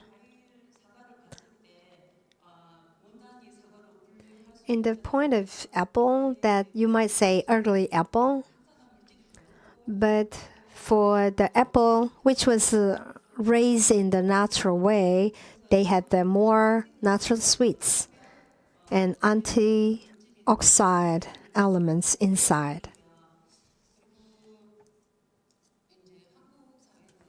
The Korean society, we always have the standards, something like a very pretty and beautiful. So the best taste of the food is MSG. And also try to produce the best quality of the product, we need to have a chemical fertilization.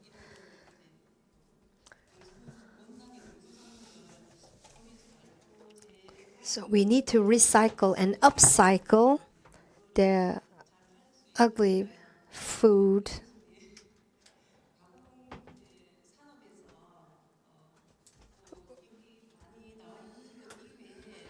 So you have been touched upon many ideas, but I would like to ask, do you have any more idea?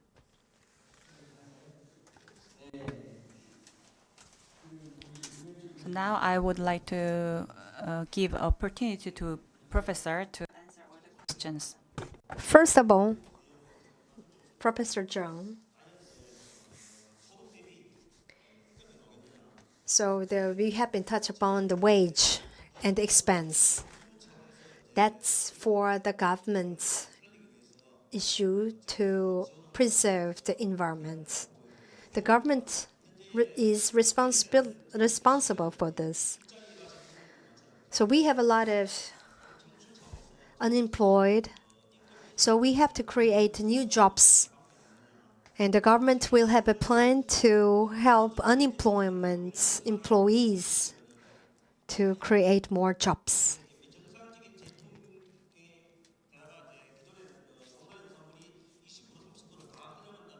So if you use 20 to 30% of the ugly food from the regular food, the farmer, if they accept yes to have the regular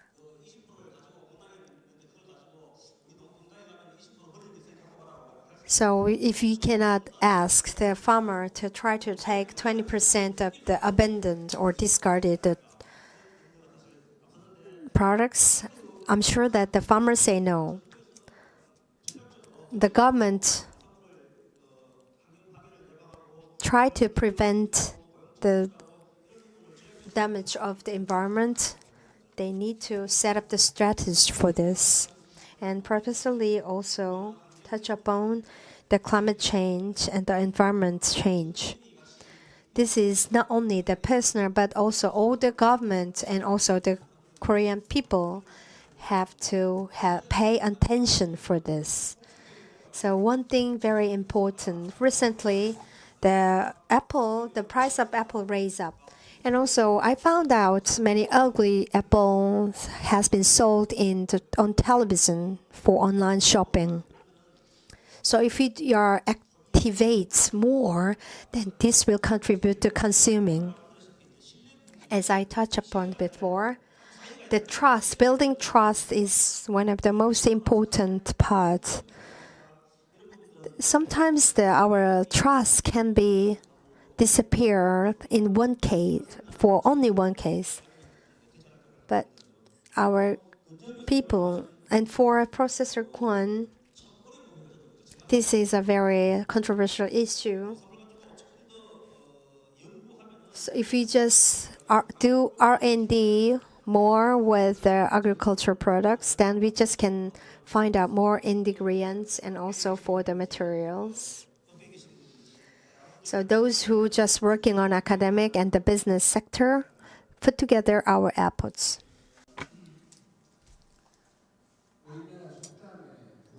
In Korean saying, the good looking is good to eat. So in our practical times, personally, the people,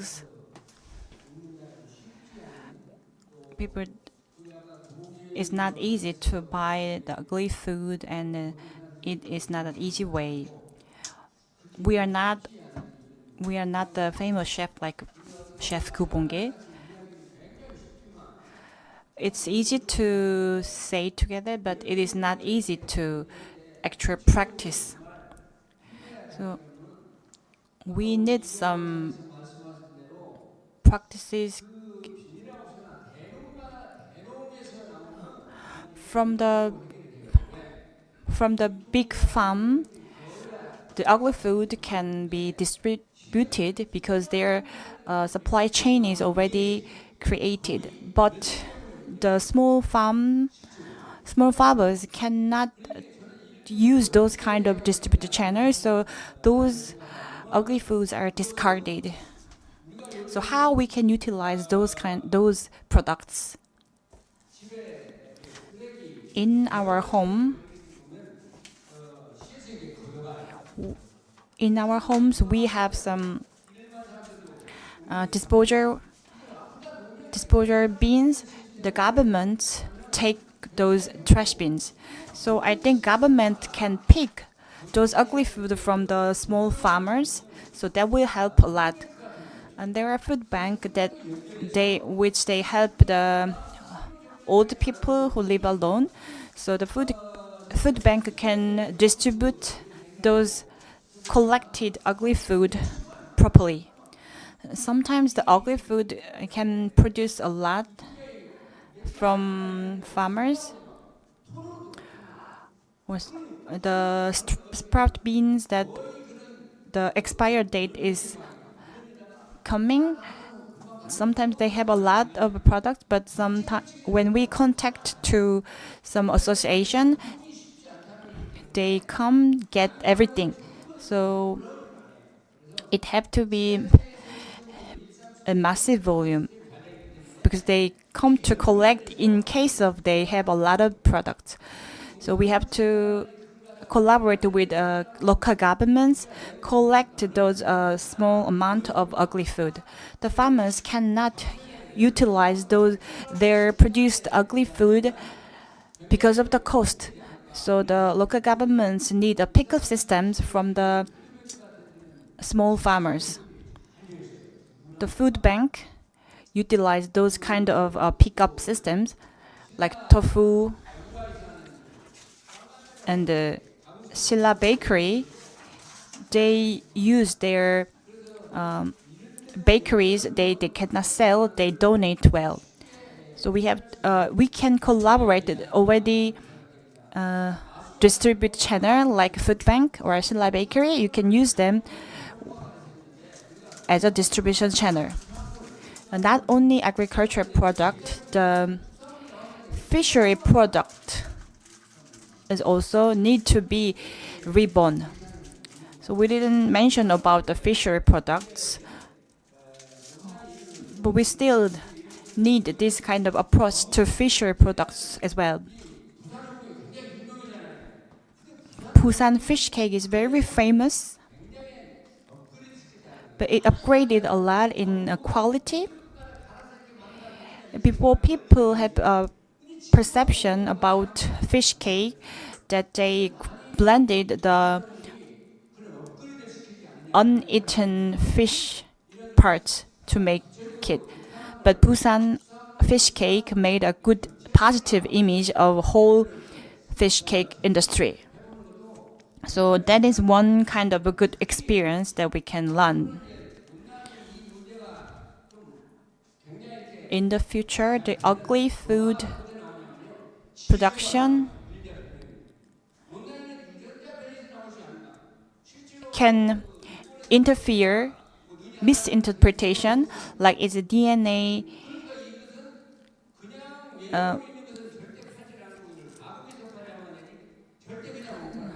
So because of the appearance, people's consumer perception is it is bad for health. So we have to process those kind of products to not discard it. Later, people will take bad perception about ugly food related to GMO, so it can be a big problem. So the researchers need to research about those nutritious data to tackle the future problems about relating GMO and ugly food. So step by step, we have tackled the problems. To be successful in food refurbished industry, we have to build from the foundation. It was first started from the ministry, and now they give a big support about ugly food. So the small farmers' ugly food production can be used is important. That is my opinion. So we only have a few time. So now I will give my mic to the floor. So is there any questions or comments from the floor? 마이크 좀 갖다 주시죠.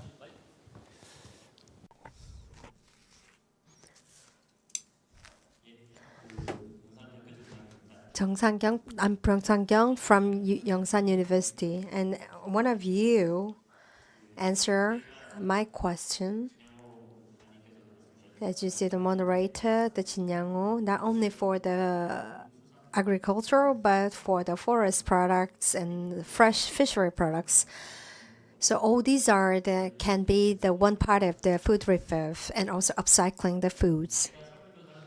So I just had the survey, the agriculture and the forest, and also for the stocks.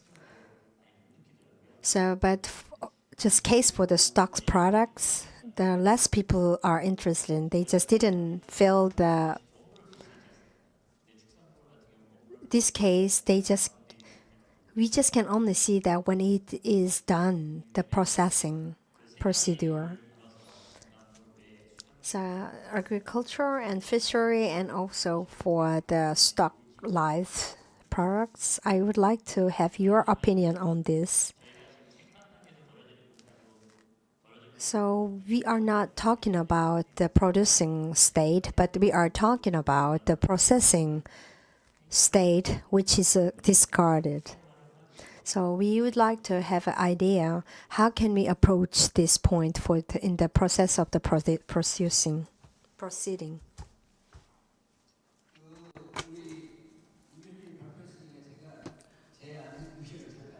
So I would like to give some opinion about that. I mentioned the fisher products. The original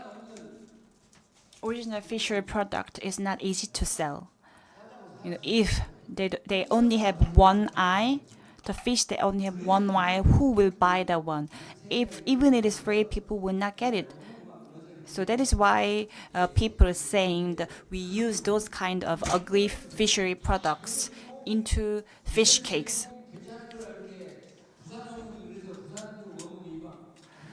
Busan fish cake is now famous because they show the original product in a perfect way and hygienic processing systems. People will think that some illed like a cow and some have some issues. when we think of ugly, we think about the illness. So my opinion is that we do not need to show them the original livestock or ugly products. We can make it processed food. When we see some original livestock, it only have one leg. I don't think people will buy it, even it's processed. So including livestock, fishery, and agriculture products, I suggest to not showing the consumer the appearance of them, just processing them. I think that is better way to expand the demand. To add information for the fishery products, for example, one-eyed fish is not to be sold, but for the big crab, which doesn't have the legs, people are willing to purchase it. So at the closing time, when you go to Yeongdeok, the fish market, then you just can purchase the crab which doesn't have the legs. And also, I think even the disabled livestock is not easy to purchase. In the case of livestock, people will not buy the whole livestock. So I really think we don't need to show them the original ugly livestock to the consumer. When it comes to the agriculture product, you mentioned that during the distribution channel, it lost. During the distribution channel, in the distribution channel, food bank will take all the product, the lost ones. The ISA 1375 is food bank number because they have the labors to collect those kind of food. So that is why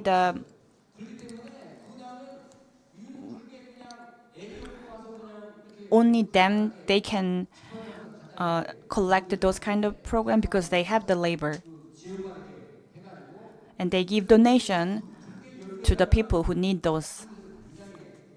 So we can utilize those distribution already doing those kind of distribution.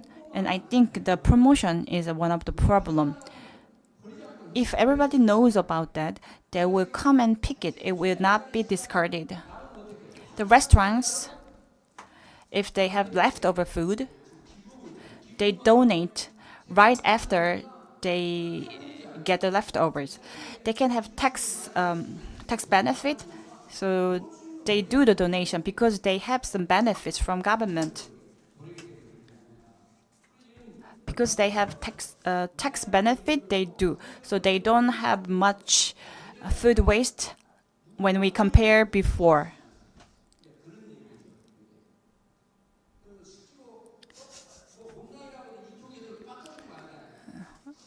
During the distribution channel, they do not discount it, even it's ugly. So they get minus if they distribute the ugly food. Who will collect the ugly cabbage and who will deliver those cabbage to sell? That is a cost, so they can be minus if they pick up and sell those ugly lettuce. And in the farm, there is a big difference when it's well cropped and it's not well harvested. And the climate change is one of the problems. Our next generation will be suffer because of the climate change, so we have to promote those kind of awareness. So one more idea. Personally, in home shopping and also the mart, we have a lot of leftover selling. Even in the agricultural products, if they have this kind of idea, then this will help.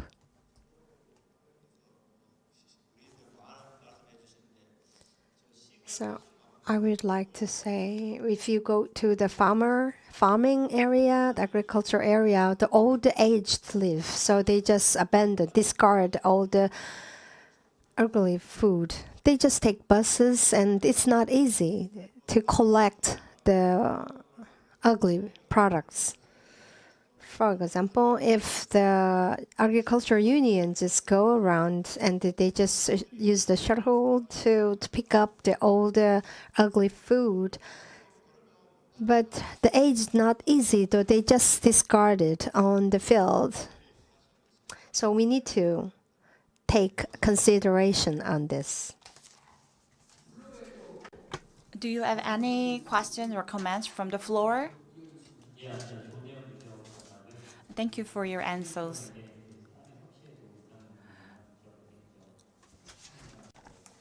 So I would like to emphasize that they're ugly, but for the nutrition and appearance, they don't have any problem with the freshness. So I understand what you have said to me. Thank you so much. Please give her a mic. 마지막까지 계시니까 한마디. Please give a comment. I have two questions. First, long time ago, we used to have ugly products, but recently we just get interested in the ugly food. I want to know why. And when we are trying to vitalize this ugly food, who will be responsible for this? In my opinion, this is not only for the responsible of the consumer, this is also for the producer and also the government. We need to have a governance to try to connect to three of us to connect. So somebody should take a core role for this situation.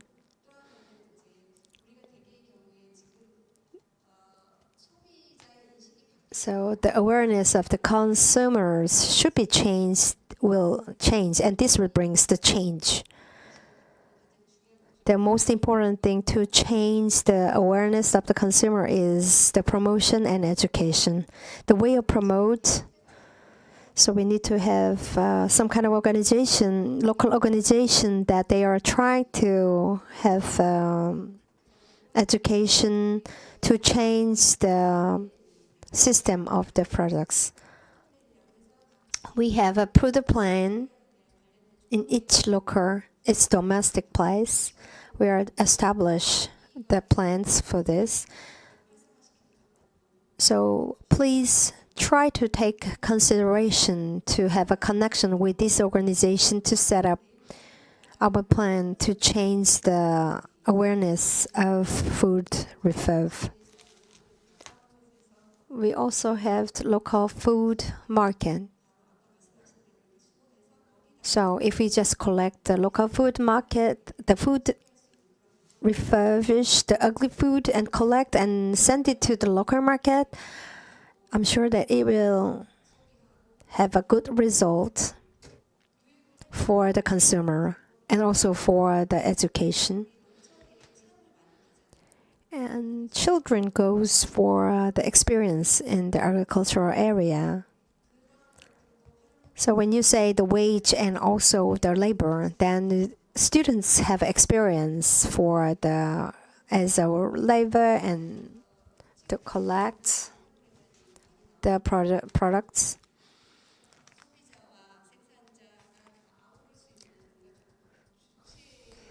So we need someone who lead the situation, not only for the consumer, but also for the suppliers and producers.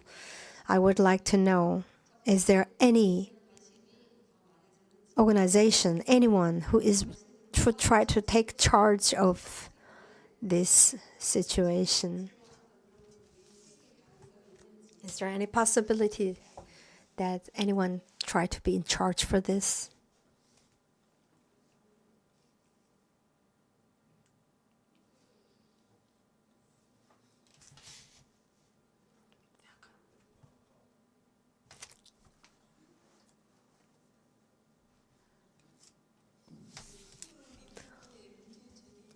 Thank you for the raising the problem of the food refurb. This is about the try to discard the food waste. This will cause the methane to cause the climate change. It's the awareness of the serious problem. This is important. This is also the contribution to that, to awareness of the consumer. This campaign is not only one thing that we are doing well.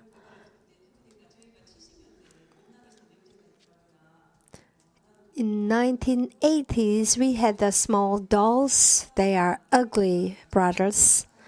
So I think the government, consumer, and the business goes together and try to explore as a culture, then try to industrialize. In America, they have the food certificate system. So Korean government also need to settle down as a regulation. This is our last goal, to make a settlement of by the law.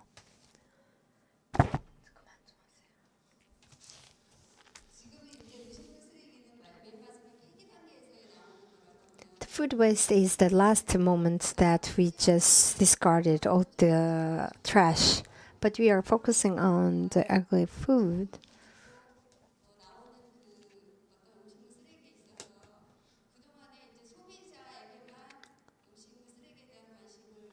So we just only to educate the consumer, just focusing on the waste of food.